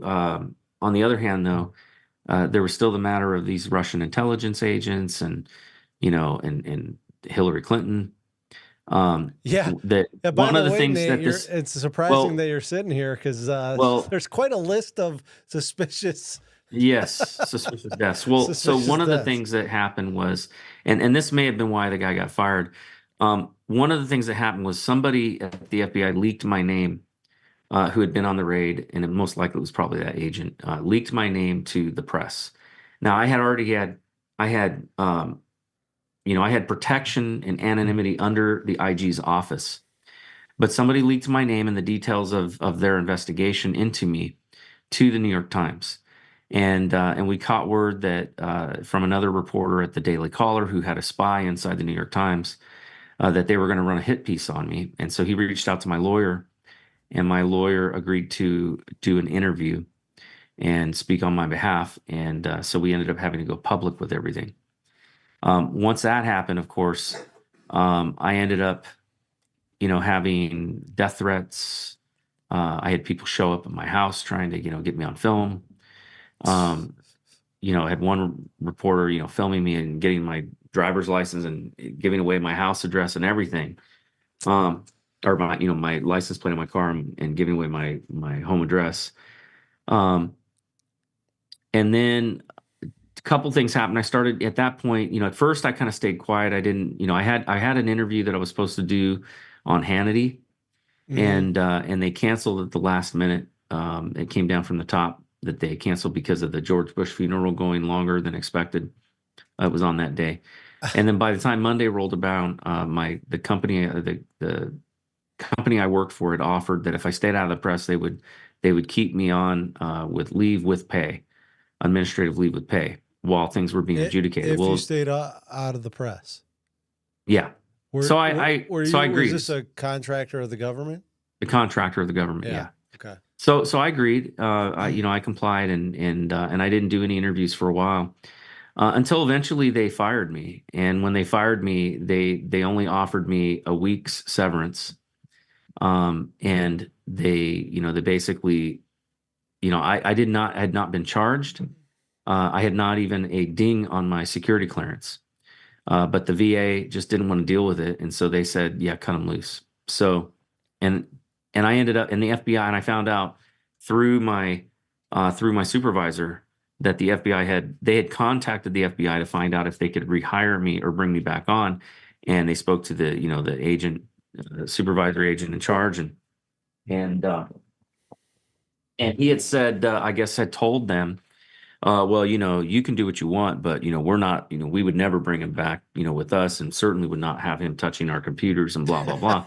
So of course the VA just said, well, he said, you'll have to assume full responsibility for him. So they said, well, we don't want to deal with that. So they cut me loose, and I pretty much got blackballed. Of course, my name was now all over the international news. Right. So anytime I did a few interviews, and they were great. I mean, the interviews went awesome. I can only presume that, and I told them the truth, at the end of the interview, hey, just so you know, I'm a whistleblower and I'm involved in a case, but I haven't been charged, and I don't expect that I will be. But I never got a call back from any of those companies. And so I finally did get a job. Actually, a friend of mine who I had worked with before went into his employer and said, hey, look, this guy's a good guy. I know him. He vouched for me, says, you need to give him a chance. And he said, plus, he's a very, very talented cybersecurity subject matter expert with a lot of background and experience, and you could probably get him on the cheap right now. so they said, all right, we'll interview this guy. So, I ended up going to work for them, and they were a great company. But I ended up doing cybersecurity assessments on submarine weapon systems and things like that. So that was a pretty cool job. Wow. But eventually what happened was I started doing interviews, and the interviews were, I started to drip out details about everything. Yeah. And I said, what, screw it. People need to know about what happened. And so I started, every interview I did, I told a little bit more of the story. Mm-hmm. And eventually, I was on an interview, and somebody asked me if I was going to write a book. And I said, yeah, I'm actually, I'm writing the script of a book right now. And 2 weeks later, actually, it wasn't even 2 weeks. I think it was like 4 days later. I walked into my office, and my office was it was like they had like a closed outer door, glass door, but cleaning crews would come in at night and clean. So I always left my door open and unlocked so they would come in and clean, take the trash out and all that. And I walked in one day and the door was locked and shut, which was unusual to my office. And in fact, I didn't have my key, so I had to get the spare. And when I went in there, there was all this like kind of dust, like white dust powder on my desk. And I thought maybe it was just dust from the ceiling tiles or something. So I started brushing it off my desk and inhaled some of it. And I started going into AFib immediately. So I rushed myself to the hospital. My heart rate was, going out of control. And the hospital emergency room, did a bunch of tests, and my heart rate was, was climbing. They gave me something to bring it back down. To this day, I don't know what that powder was. I've had some people suggest it might have been fentanyl or something like that. But I went through a whole bunch of testing, and I went and saw a heart doctor. They did a nuclear stress test. They did testing with echocardiogram. They did the Doppler. I mean, they did everything. Mm-hmm. And in the end, they said that they did the one thing that was really interesting was the calcium check or calcium score. Yep. Where they take a picture of your heart in between beats after they inject you with the stuff that lights up any kind of calcium that's on your arteries that shows plaque. And I had 0 plaque on my arteries, 0. So on a positive note, the silver lining was I found out that my aorta, my heart arteries and everything were good. I had no plaque at all. And, in both cases, I had been taking for years, I've been taking a supplement called Arginine Miracle. And it is a vasodilator. It increases your nitric oxide. And that's because, I've been dealing with, Stress. Insulin resistance, diabetes kind of thing for many years. And that actually restored my blood pressure back to levels that were better than I had in high school. So, I had taken that about maybe 2 hours before I encountered that dust. So I was at peak vasodilation at that time, and that probably saved my life. Wow. The second time that I got poisoned, it was maybe 2 months later. I did another interview. Somebody asked if I was going to write a book. I said yes, and within a week, I walked down to my car in the parking garage, reached up under my door handle, and there was some moist, oily substance under my door handle. And I didn't think anything at the time. Actually, I didn't know until 6 weeks later that was a contact poisoning.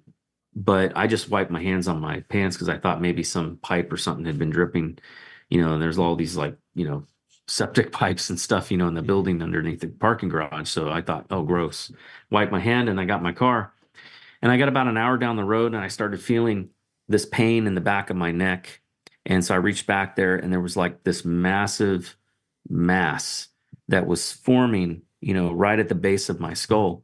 And I thought maybe my neck was out or something like that. So I called my chiropractor. I said, hey, can I come see you guys? Can you squeeze me in there? Like, yeah, sure. So I went up, and my chiropractor looks at me and goes, this is not a vertebrae issue. He said, this is some sort of gland or something like that. You need to go see the doctors.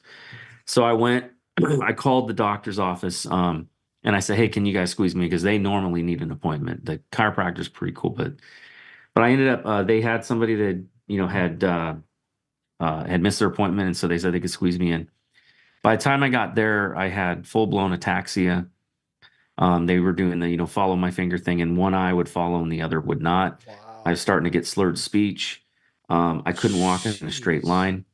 And I had, really bad brain fog. I just couldn't even think straight. And they said, we think you're having a stroke. You need to go to the emergency room immediately. And by this time, my wife had shown up. So she drove me to the emergency room.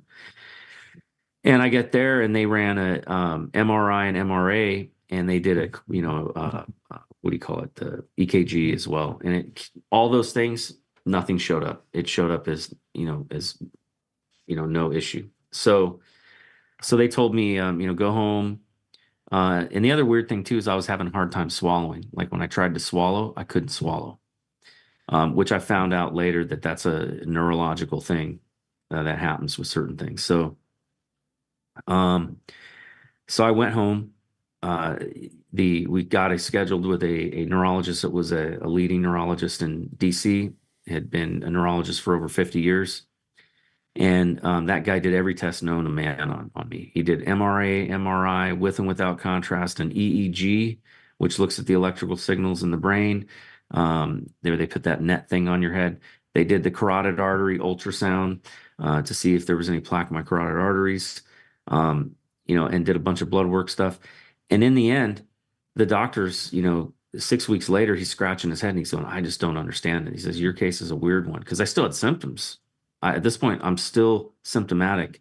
I can't walk in a straight line. Now I got my speech back and I could move, my right side of my body, my arm and stuff again, but I still couldn't walk in a straight line. That was the weird one. When I walk, I would kind of fall to the right.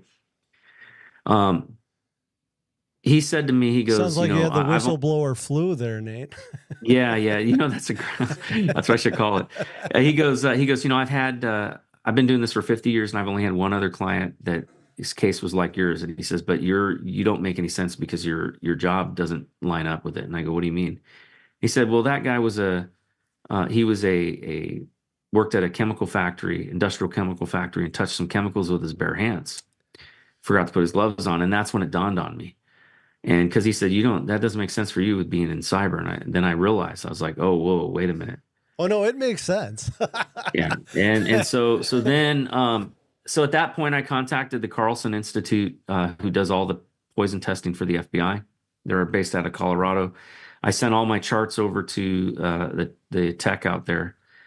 He looked at them and he said, yeah, he says, and I told him my story of what I had done. And he goes, yeah, he says, this looks classic, like poison. He goes, with these poisons, none of these tests will reveal anything.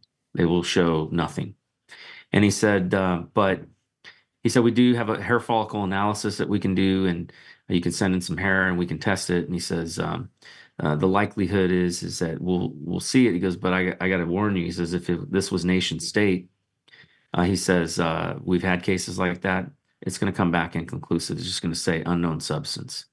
And he says, and that test is $6,000. And then we can send it to the next test, which will, do like an atomic level, wow. Basically thing. He says, he goes, that test is about 12 grand.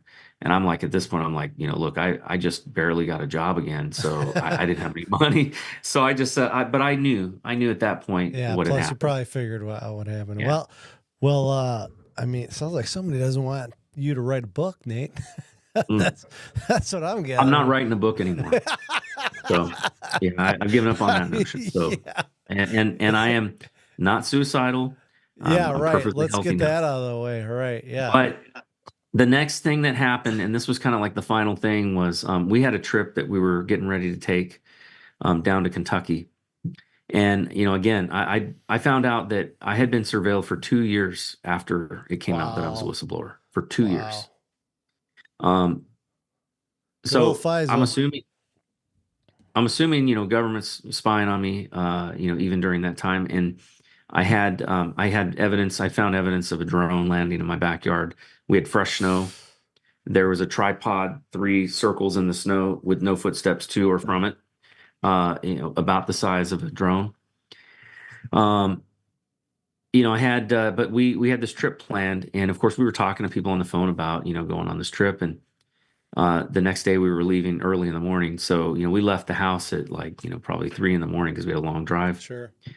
And we're going down the highway and I'm hearing this weird noise. And so I decided to pull over at a gas station and just kind of check it. So I got out, I walked around to the passenger side of the vehicle where the passenger front wheel was, and all the lug nuts were spun out to the end of the wheel except for one lug nut that was holding that wheel on.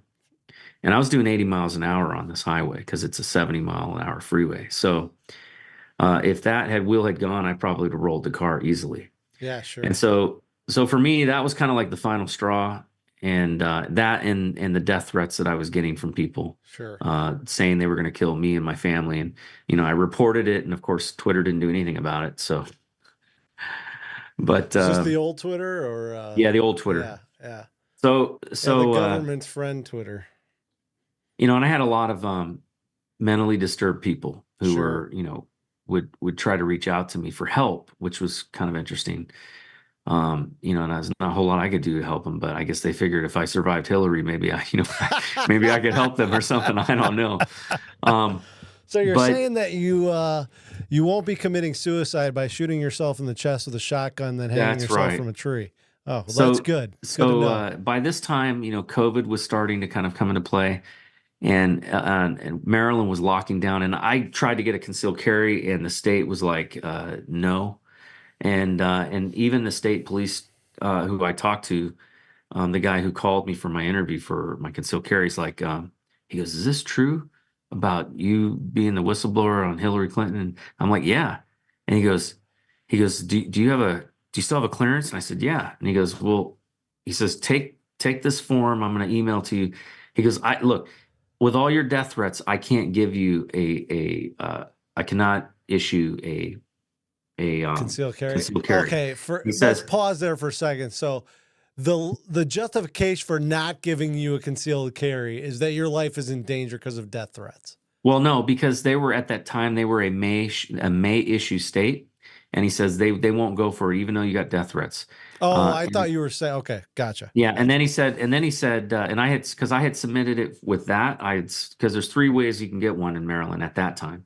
Either your life is in danger, you carry large sums of money and run, more than $30,000 through the bank, or so Hillary Clinton probably has one, or you have, and I didn't know this at the time, or you have a top secret clearance, and they had just passed this law. If you had a top secret clearance and your security manager was willing to sign off on the fact that you carry up the top secret documents, then they could sign off that, you needed to carry a gun. Sure. So he goes, "See if she'll sign off on it. And if she does, I'll expedite it to you." Nice. And so I did get one, which was like a miracle. Now anybody can get one in Maryland, but at the time it was pretty cool.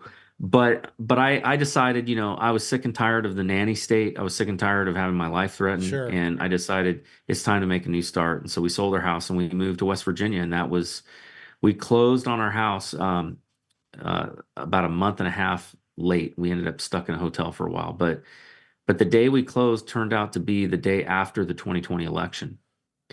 And so we moved into our home, and I got a phone call from my lawyer about a week later, and he goes, "Hey, can you take a look at, this stuff about election integrity, the HAVA, the Help America Vote Act? Yeah.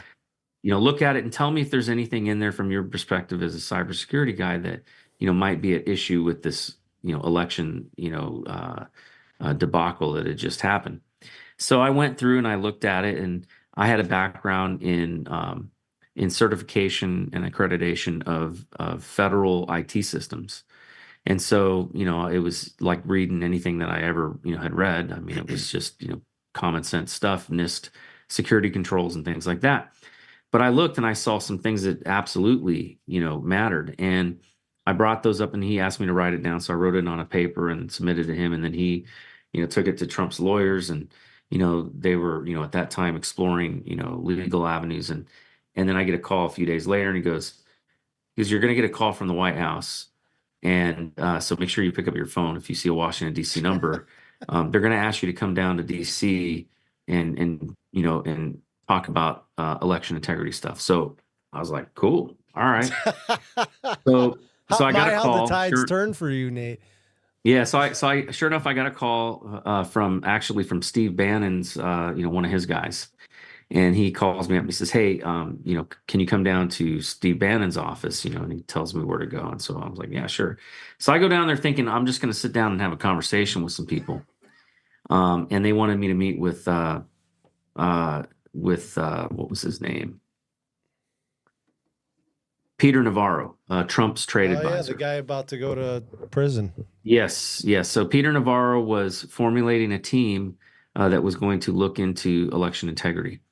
Yeah, they did a report actually, right? Yes. Yeah. So I was on that team that was providing the data to to the White House and to Peter Navarro. Wow. So wait, your data, the data you provided ended up in the Peter Navarro report? Yes. Wow. Yes. So I get down there and I find out that the guy's like, all right, yep, sounds good. He says, do you have a bag? Are you ready to go? And I'm like, what do you mean? He goes, we're going to a hotel. And I'm like, what do you mean? He goes, well, we're putting you on a team with two other guys, and we want you guys to start working on this, and and you're gonna get paid. Don't worry, and blah blah blah. And I'm like, whoa, hold on a minute, man. I got to talk to my boss. I got to, I don't have a bag. I don't even know what you're talking about. And so next thing I know, I'm at a hotel in Arlington, and I'm calling my wife. I'm like, yeah, you're gonna need to bring me a bag for a few days of clothes. And well, you are the guy who fought Hillary Clinton, right? You're on board. What I thought was going to be 3 days turned into 3 months, and I never got paid. Well, that's kind of bogus. And I took off. I used all of my leave. After about the first 2 weeks, I figured out that we weren't going to get paid. We had been promised that there was money that was going to come from the RNC, from Rona McDaniels, that was going to fund election integrity investigations. And there was money. They were raising money like crazy on that issue. They were the problem, right? They were the problem. Yeah. They didn't want to help at all.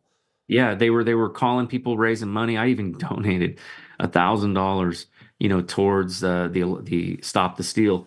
Jeez. Of course, none of that money went to election integrity. Right. And so after about 2 weeks, gone. Yeah. So after about 2 weeks, I said to the guys, I said, look, we're either going to have to raise our own money or we're going to have to go home. I said, but I don't think we can continue to do this. I mean, we had bills that were racking up in the hotel. Jeez. So we started we had a shell 501c3. We turned it into a one that we could use. We set up a website. We started raising some money. In the end, we raised about $25,000. Didn't even come close to paying our bills. We ended up really doing a lot of work for nothing. But we provided our information to the White House, to the team that actually to a couple of White House staffers. Garrett Ziegler, I don't know if you know who he is, but he did the Marco Polo report. Yep. So Garrett Ziegler was my handler. He was working directly as a senior staffer to Peter Navarro. Right. So we were providing our information to him, and he was providing it to White House lawyers and Peter Navarro. And then eventually, after Christmas, we kind of finished our work, and we said, all right, well, we're kind of done. If we're not going to get access to the machines, then we've done everything we can do. Sure. And so we submitted all of our work, and we found tons of evidence of election irregularities. We found tons of evidence of anecdotal and over 1,200 subpoenas from states all over the country. That's right. And I would say, enough circumstantial evidence that shows affidavits that was, subpoenas. The election was stolen. There was no doubt. And while we were at the hotel, one of the guys on my team, Harry Howry, and I.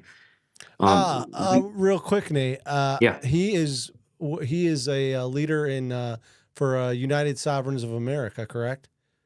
I don't know. I mean, I talk to him all the time, but I don't know everything he's involved in. Well, he is. I'm pretty sure. And I'm working with that group in Illinois, and that's awesome. We actually did a presentation to our county in DuPage here that talked about small world. Yes, 100%.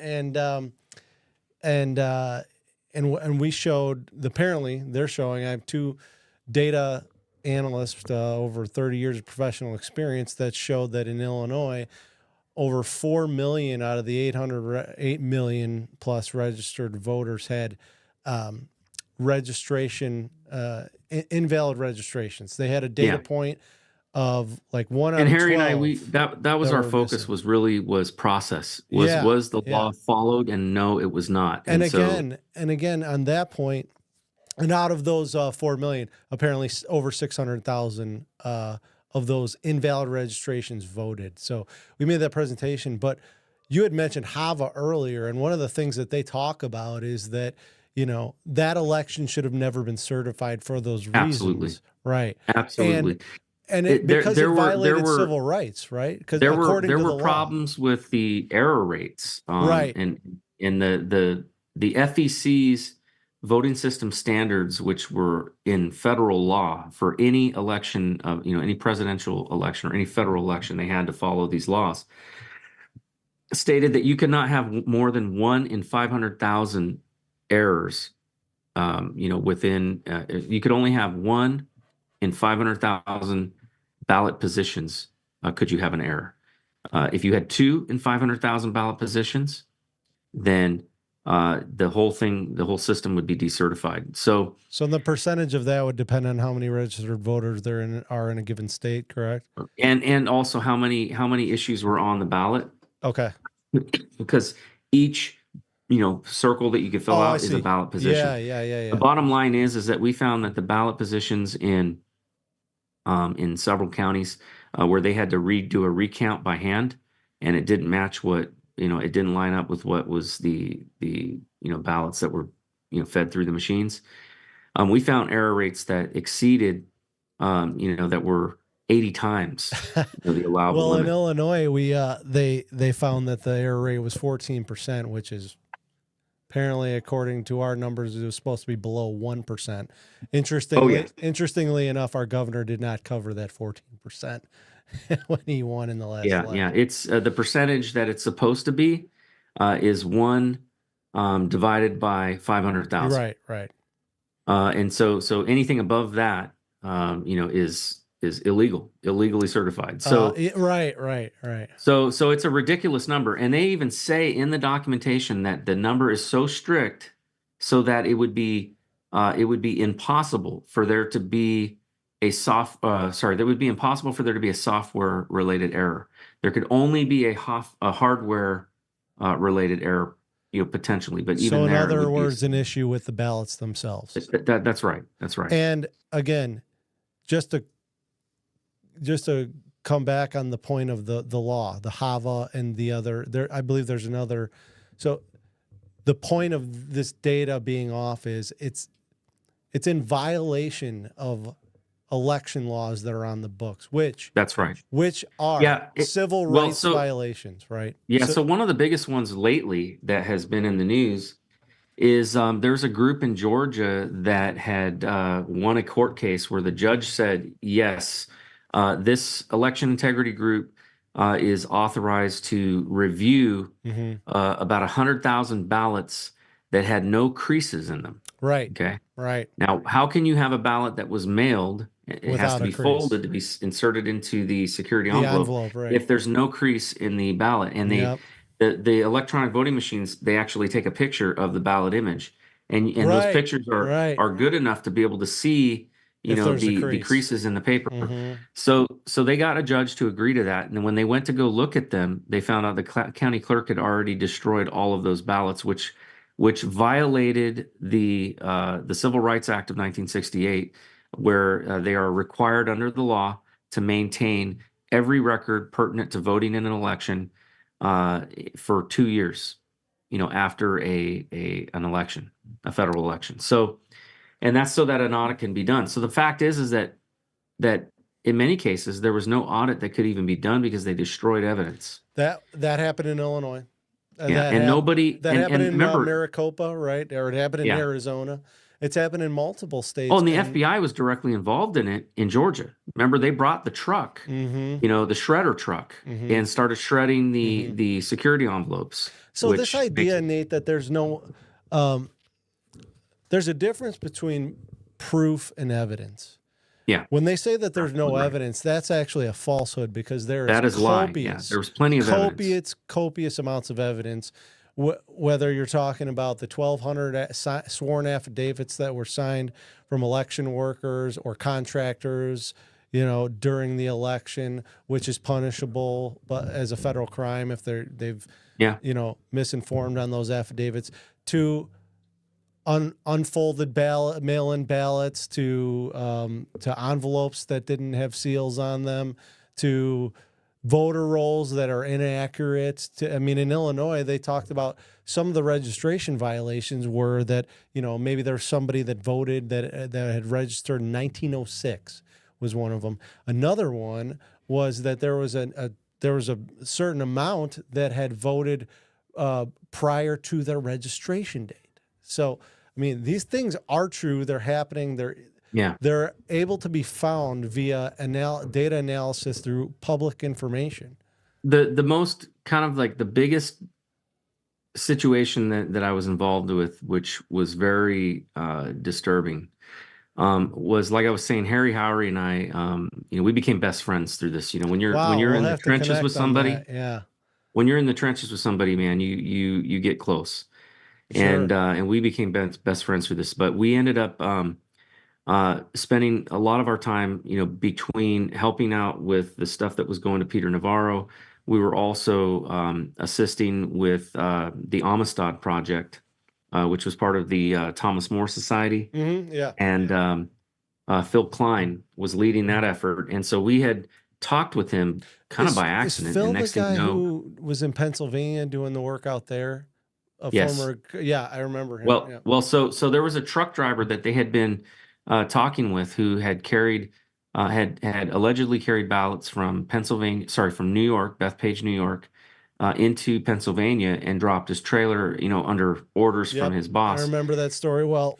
Yeah. All of it true, by the way. I interviewed Jesse, the truck driver, myself, and they had been able to, Phil Klein's team, which I think he's a former Tony Schaefer was involved in that investigation. They had been able to confirm everything that had happened in Pennsylvania. That they had confirmation on of everything. Phil's former, again, he's a former government employee, cybersecurity expert as well, right? Yeah. Yeah, I think he was with the London Institute or something like that. But okay. They had not been able to track down the lady who worked at the mail sorting center who loaded the truck with the mail and who told him that he had ballots on his truck. And then he verified that he had ballots on his truck. So when he went back there to go, basically make sure his weight was distributed in the trailer, that's something that they do. Mm-hmm. And he saw the Gaylords filled with ballots, in there. Well, they were having a hard time, being able to crack that. And I we were just there advising on, issues like HAVA and FISA and some of the other, not FISA, FISMA, and some of the other, laws that applied, to these circumstances of, federal systems. Mm-hmm.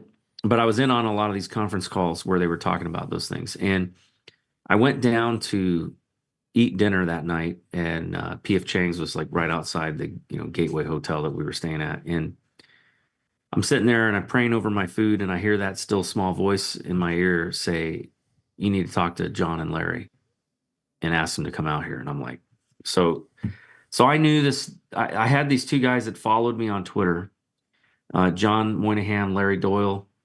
They're known as the IRS bounty hunters. They're the guys that basically testified in Congress about Hillary Clinton and all of the money laundering that they had discovered, and they were going after a key tam case, I think, to basically recover monies that were stolen. And they had been following me on Twitter because we had a similar interest, right, with Hillary Clinton. But I'd never spoken to them. So I'm like, okay, these guys are going to be like, who's this weirdo? So I just messaged, them on Twitter. And I said, hey, this is Nate Cain. I said, do you have a ability to talk right now? And I got an immediate response back with a phone number. So I called the number and I'm like, look, this is going to sound weird. I know we don't know each other. I said, but I was just praying and over my food. And I think God told me that you guys are supposed to come down here to Arlington and work on some case about election integrity. And so they Larry Doyle was like asking me questions about it. He's like, so what, tell me more about this. So I told him what was going on. They got on a plane and they were down there, I think 2 days later. And so I walked them into the office with Phil Klein, and these guys they're like from Boston. They're kind of, tough guy, kind of a Boston persona, if you will. Sure, yeah.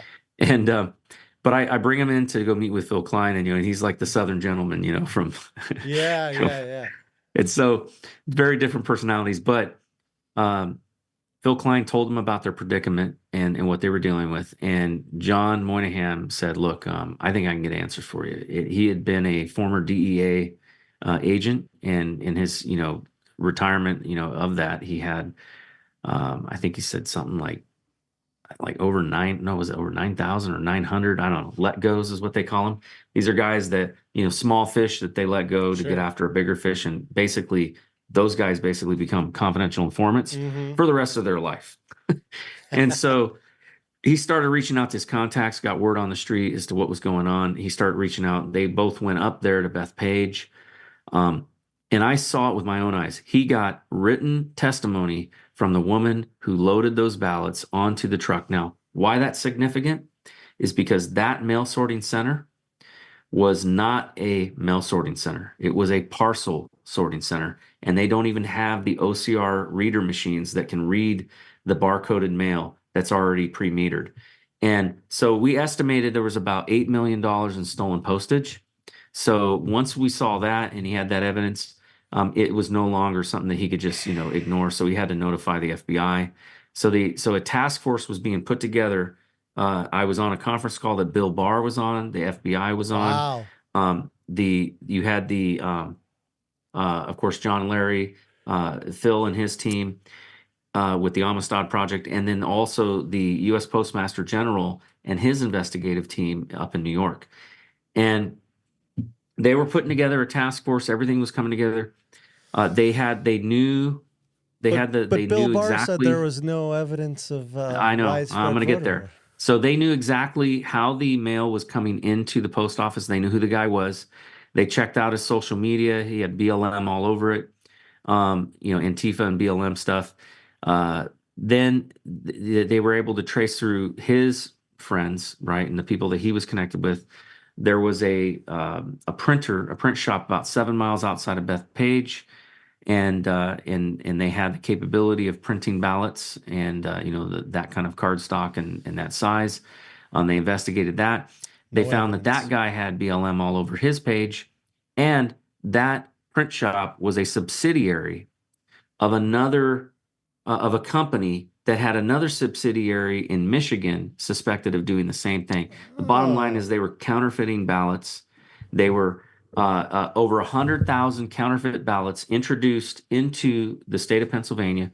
And they did this so that way when obviously they were monitoring through the GitHub repository that all the media that's following, as the numbers are coming in, they could see what the numbers are. They know that Biden was losing majorly. And so what they did was they shut down the counting so that they could move those pre-positioned ballots under the cover of darkness into those polling places and count those. They stopped counting everywhere. They stopped counting. That's right. That's right. They had a pipe burst in Atlanta, and it was a major conspiracy involving multiple states and multiple printing companies, and I'm telling you, I don't know what happened. Bill Barr seemed all for it, and he was, involved in it and and John Durham Jr. was actually assigned to the case and was supposed to. I heard about him being in. Yeah. And what ended up happening was, all of a sudden everything gets shut down, and then Bill Barr goes before Congress and says, "I've not seen any widespread, examples of election fraud." Wait a minute. And we all know that happened, but you're saying that you were on a conference call with Bill Barr. Yes. Where evidence. I was listening. He didn't know I was on it, but I was listening. Sure, but where evidence was presented. Absolutely. Of voter fraud. Of massive voter fraud. Massive voter fraud. And it was so much state. so that it was Bill Barr himself who decided to put together the task force. Okay, so not only was he on a call where massive voter fraud was exposed, but he put together a task force because of what he heard on this call. But then he went before Congress and he testified it otherwise. Is that That's correct. Okay. And he shut everything down, and then he went before Congress and said, "I haven't seen anything." And again, all of these all of this evidence that we've talked about, Maricopa County, Arizona, where all the issues that we've raised have come up, including that there was an individual caught going into the server room and deleting files. Yep. Michigan, I mean, Pennsylvania, what I told you just now is just that was probably the biggest one, the biggest situation. There was probably at least 20 or 30 more situations that similar, right? But my point is all the situations we're talking about happen in swing states.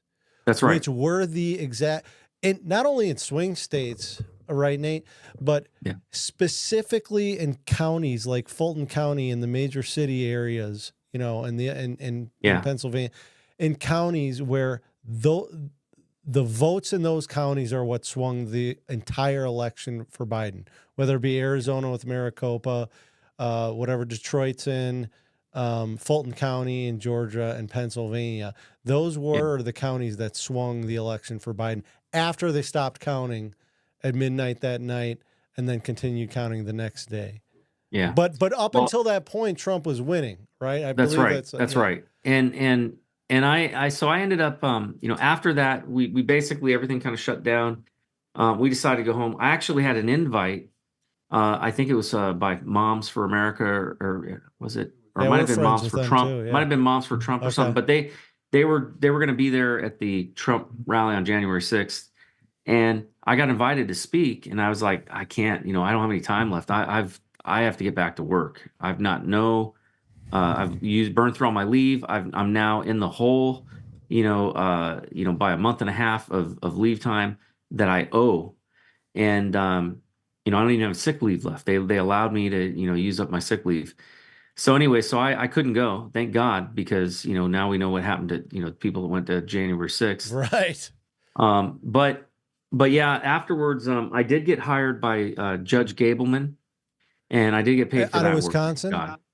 Yes, so I flew up to Wisconsin. Yeah. And I was hired by Judge Gableman because Phil Klein had been hired by him to do some consulting. Wow, and Nate, so Phil, you're the most interesting man in the world.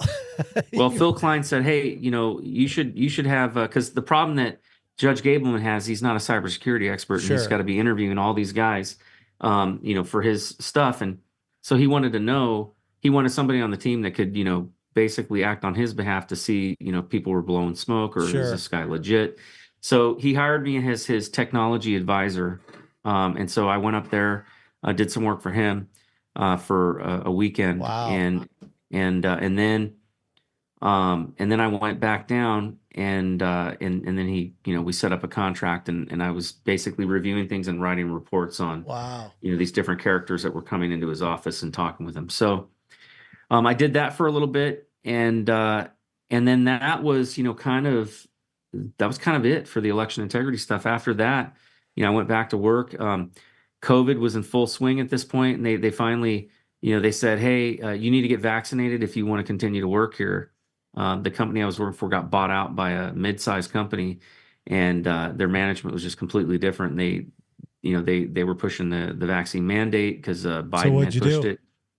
And so I said, you know what? The rules say that if you work for a company that's 10 employees or less, you don't have to abide by this. So guess what? I'm starting my own company. I'm out of here. High five. And got another unvaccinated right here, buddy. So I'm a pure blood.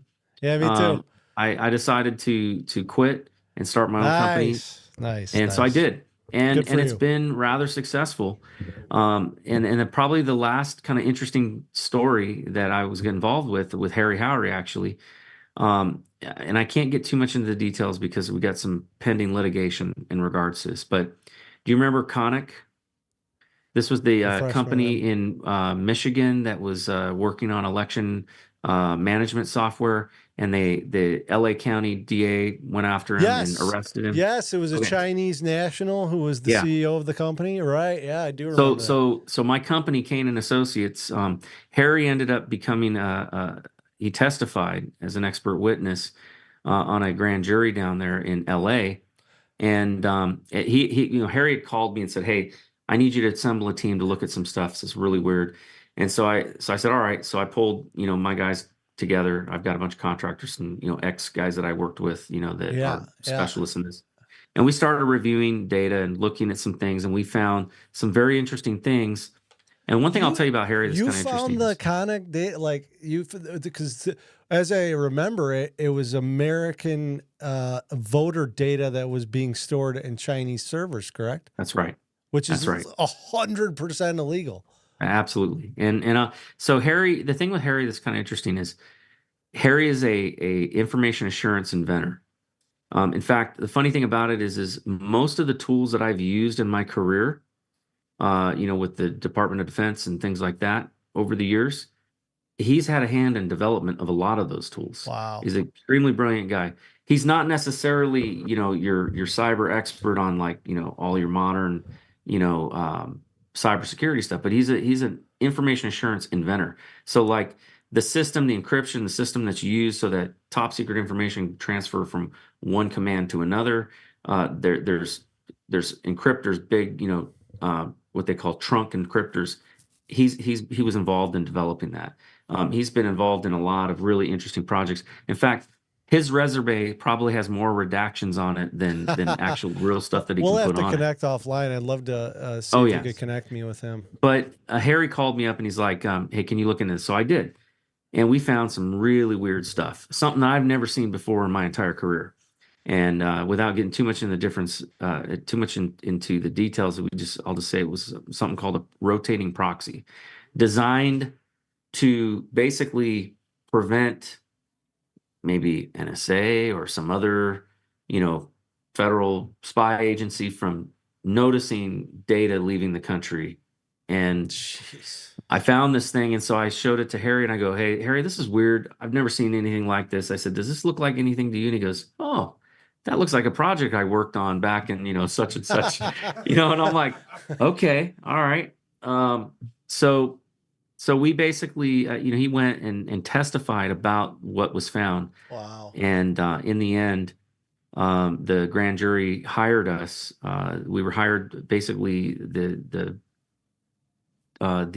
deputy DA hired my company to do the cyber forensic capture of the stuff related to Conic. So we did. We went and we showed up. We were there during the for the arrest warrant.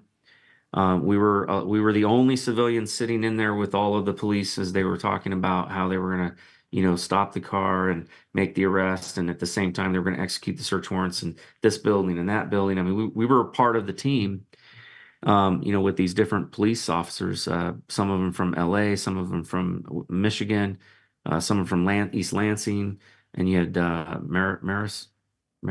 I can't remember the name of the town, but it started with an N.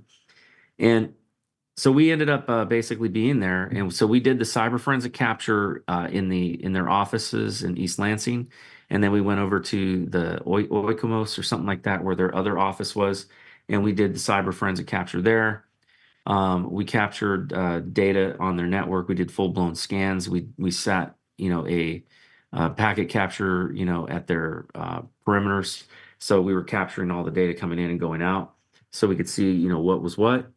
And then we provided all that, data, to LA County. And that was, and the DA in LA County, I believe his name is George Gascon, who was a Soros-funded district attorney. Yeah, he was not involved in this, by the way. So he was pissed off, actually. Of course he was. Yeah, it was the deputy DA. So there's two things that happened. One, the grand jury a secret grand jury ordered the search warrant. So the DA had to comply. He didn't have a choice. The deputy DA, he was the guy who was actually leading this investigation. He was fired, by the way, afterwards. And the arresting officer or the not arresting, what is it name? Basically the head and investigator that was basically running the show on the ground. He was removed from the case afterwards. But everybody on the team was great. We worked great with them. We followed very strict protocols. The team that I had assembled had a guy who worked at that time as a senior cyber forensic investigator for the FBI. And I had another senior cyber forensic investigator for the DEA on my team. And these guys, basically helped me devise the procedures and protocols so that we captured things in a way that they could be used in court. So we followed very strict chain of custody requirements and everything for everything we collected. Then we got asked afterwards if a confidential informant came forward, gave us all the passwords and credentials, and I was asked to have my company go and capture the stuff overseas.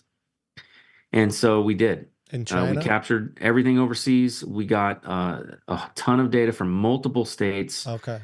We found things like all of the poll workers' personally identifiable I do information. remember hearing that. Yeah. We found some voter registration files. We found this was kind of interesting. All the election judges' personal information, and we had something that was very fascinating to me was that there was an entire inventory for one county of their entire election system. So it had all the serial numbers. It had the serial numbers of the batches of what do you call it? The ballots that are provisional ballots. Provisional ballots. So they had all the serial numbers of the batches of provisional ballots. So they had all the serial numbers. Find that this information had gone? China or yes, and multiple in China. Wow. It was all being stored in Beijing, China, on DingTalk, which is a service out there. They had the information on the thumb drives that get plugged in that carry the voter information.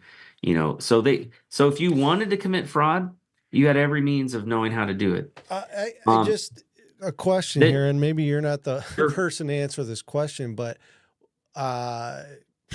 wouldn't this rise to the level of an act of cyber warfare? So I'm going to get to that. So I at this point I'm looking at all this data and I'm going, holy crap, what have we stumbled on?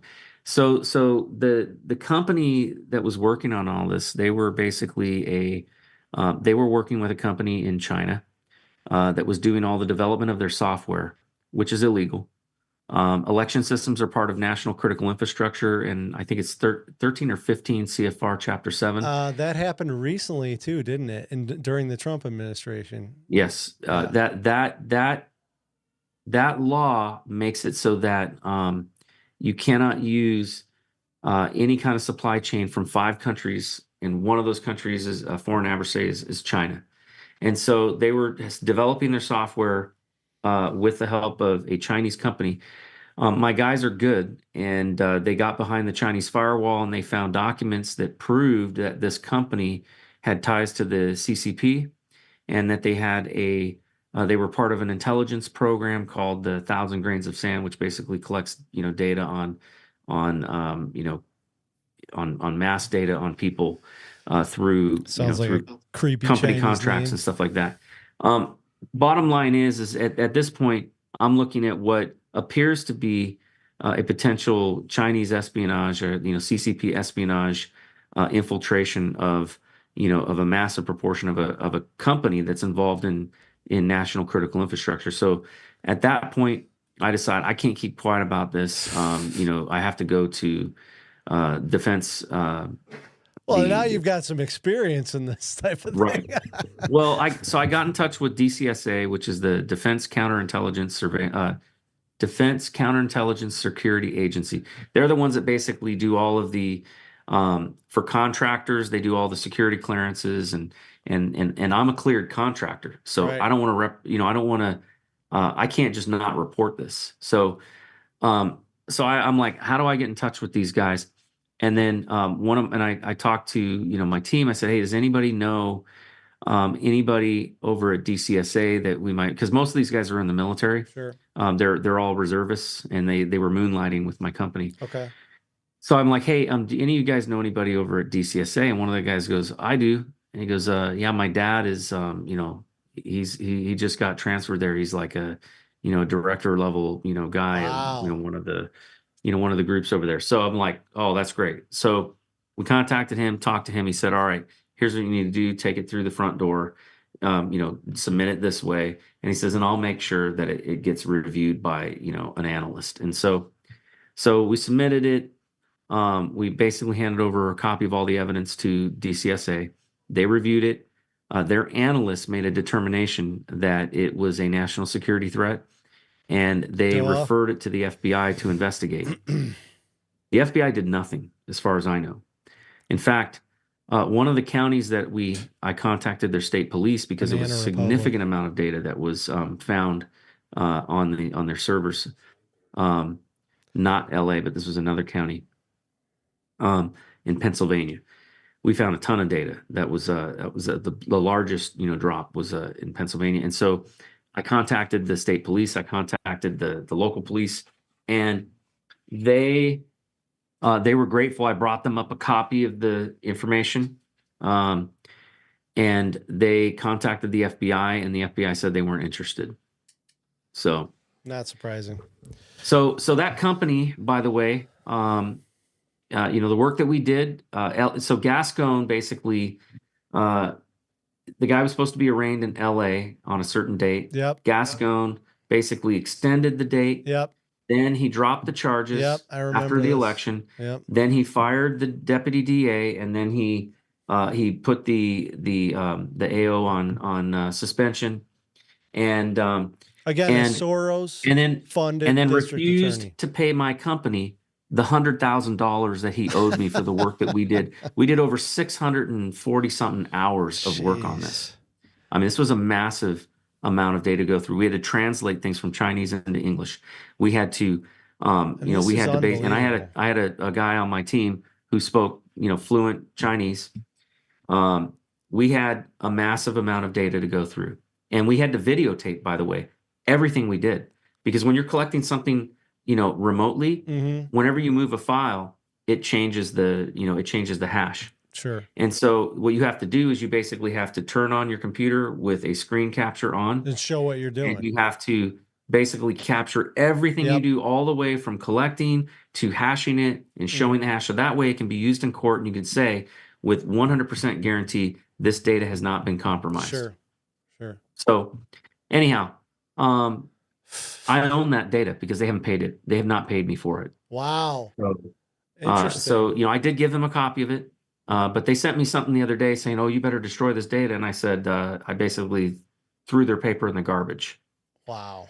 So I'm going to sue them because they owe me, and I had to take out a loan against my company to pay my guys because I'm not going to leave my guys hanging. And so I paid them, and it put a real financial burden on me, and it really damaged my company finances. I have not had the capital to go do other work because of it. That's fascinating. Anyhow, I think this is the first time I've ever gotten into any details about it, but I'm just so pissed off now that it's like, forget it. I was going to say, I followed that story pretty closely, and God, what a small world. Cause I can't believe, I didn't know about any of this before. And we talked today before the show. I mean, I appreciate the insight. So right around the time of all of that going down, right?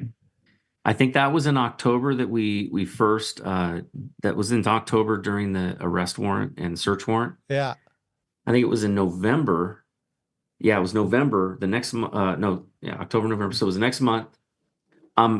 The 2022 election happens, and I see the same crap go on in Maricopa County, the same crap in Michigan, the same crap in Georgia that happened in the 2020 election. And I'm just like, I was so upset and just, depressed.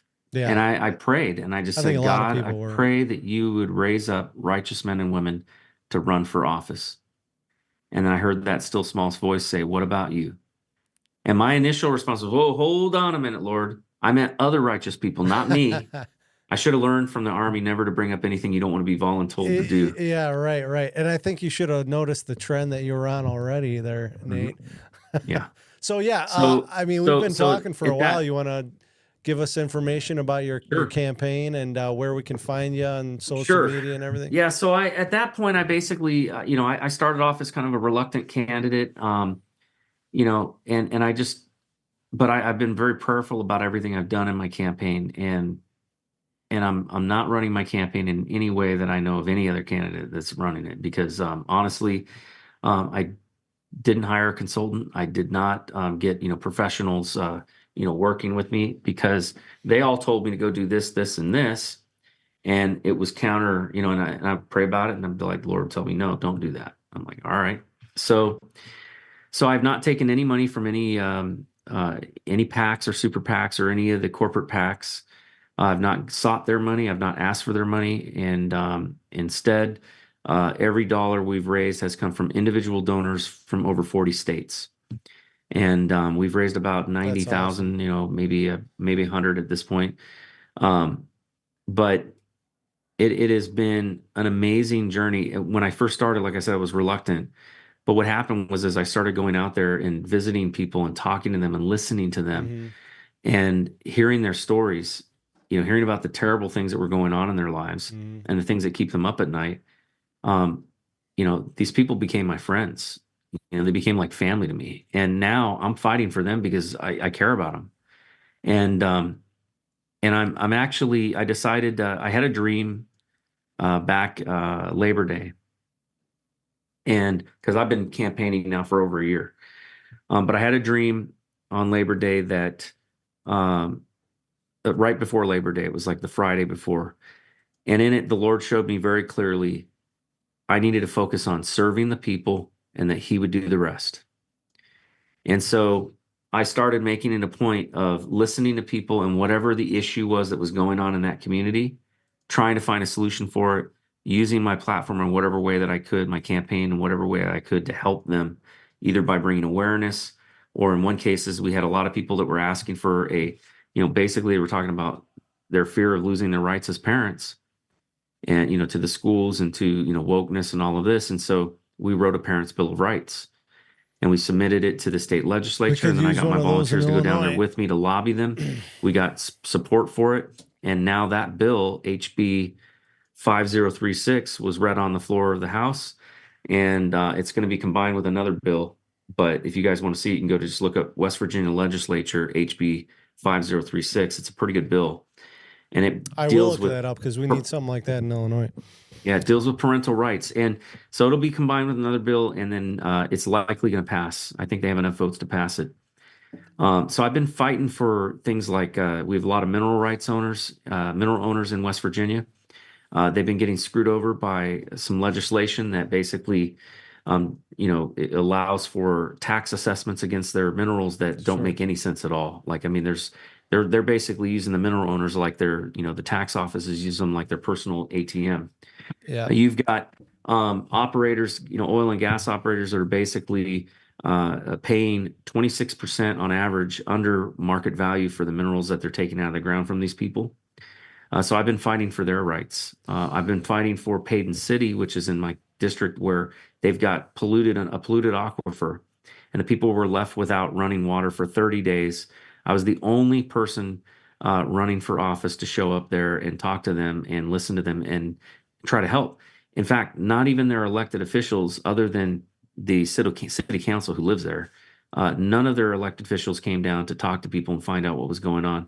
So I did a documentary. I put it out with a national press release and basically shamed those public officials that left these people hanging. And within 2 days, they found a way to get the water turned back on.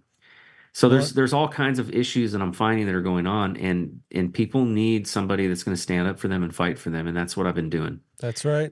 These are not necessarily federal issues. Most of these are state issues, but it doesn't matter. Sure. Look at what Trump did. Before Trump even got elected, he was working and making deals and trying to get companies to move back into the U.S. He was, bringing people together, and that's what I've been trying to do and trying to emulate. And so we've had a very successful grassroots campaign. We've got about 30 volunteers that are solid, always, there. We got about another 30 that, whenever they can be there, they're there. And we've got a really great grassroots, movement of volunteers that are helping with my campaign. I don't have the most money in the world. In fact, that's one thing that we're kind of short on right now. And, we're getting into that final stretch of, 3 months. And, I'm running against, the main guy I'm running against is the former VP of the Podesta Group. Oh, yeah. Well, you got to beat that guy. He is currently the treasurer of West Virginia. He plays himself off as being a conservative, but the reality is, he is the nephew of Shelley Moore Capito, a very, very establishment rhino. Sure, we got a problem with that too. Yep. And you know, and so you got this political family basically trying to take over the state. Her son is running for governor. Her favorite nephew is running for, Congress, and she's a senator. And I'm like, are you kidding me? I don't know anybody that thinks that another family dynasty in West Virginia is a good idea.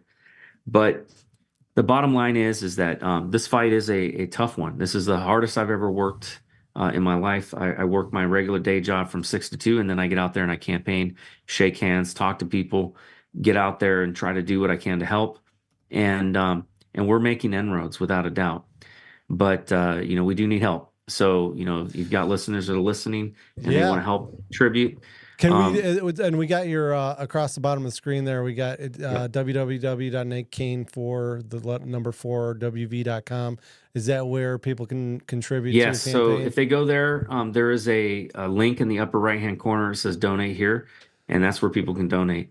We could also use a lot of prayer.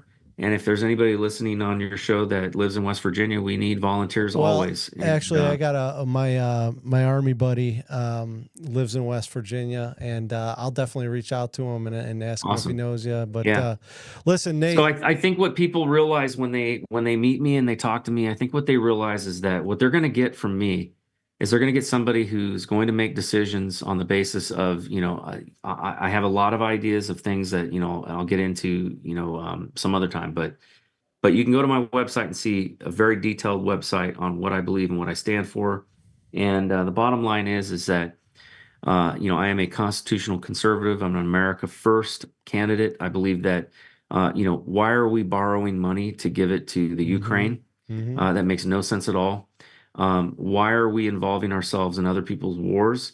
I'm somebody who's been in the military, served in the military, worked with the military pretty much my whole career. I can tell you, one of the last things that we should be doing is, getting ourselves engaged in other people's conflicts that have we have no interest in. Sure.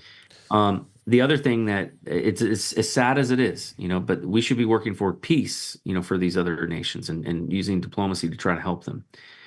The other things that I'm seeing, going on is the border is an absolute mess. It's a total crisis situation.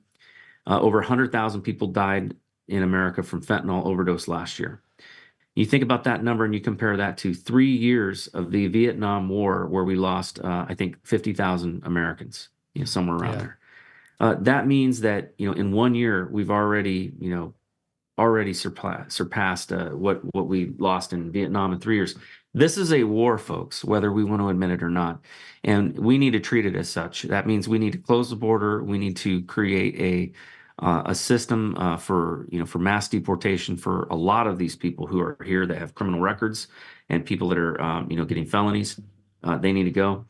And honestly, our military needs to take control of the border, and they absolutely should take out the cartel, south of the border, and there should be sanctions put on China, because Chinese companies are the ones that are providing all of the precursor chemicals for the fentanyl directly to the cartel. Sure. Well, listen, Nate, we're running pretty late here, but amen to everything you just said. I couldn't agree with you more. You're a true patriot, a hero. I appreciate your service. Everybody go to Nate's website and contribute if you can. This is just to let you know, this is probably the longest interview we've had, but because it was just fascinating information, and you're definitely the most interesting man in the world, Nate. And hey, I can't thank you enough for what you've done for this country. And hey, one thing I would say is definitely keep praying, right? Oh yeah, I'll tell you what, man. That's the only thing that's keeping me, going right now is just knowing that I got God on my side. Yeah. Just please, for you folks that are listening, please do continue to pray for me and my family and my volunteers. It's a lot of spiritual warfare. Yep. Sure. Thank you so much for having me on, and it's been a pleasure. Yeah. And, I rarely get into all the detail that I've gotten into, in a show, because it's just so much. Right. Well, we definitely really appreciate it. I think it was awesome. And, we're rooting for you, Nate, and, good luck. Thank you. Appreciate it. Take care. God bless. You too.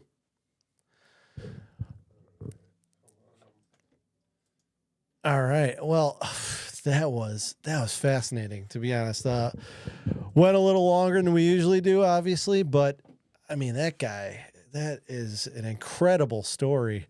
I don't think he should write a book anymore because apparently somebody doesn't want him to, but somebody should write a book about that guy. All right. We've run long enough. Let's throw up the Mike Lindell event again, please. Again, we are going to be hosting Mike Lindell Tuesday, March 5th, 7 p.m. at 115 Bourbon Street. And there's the flyer. Terry's done a lot of work getting this together. Obviously, everybody knows how many connections he's made. Nate mentioned that grassroots movement. This invitation to Mike Lindell and the fact that he's come here is based solely on Terry's efforts around the grassroots and connecting with people and just, getting out on the street and doing work, investigative reporting about the border, about the illegal immigrants coming to Chicago, us, exposing the election fraud, going after Joe Biden, trying to get him off of the ballot. This is all the stuff that we've been working on to do is going to culminate, this Tuesday with this Mike Lindell event. Please, if you can, buy tickets, show up, support us. We'd love to see you out there. It's going to be a great time. We're going to hear from a great patriot in Mike Lindell. So that is it. Please like, share, and subscribe, and spread this episode around. That guy's got some crazy stories, and Americans should know what's going on with their elections, what's going on with Hillary Clinton, and all that stuff. Thank you. Have a great night.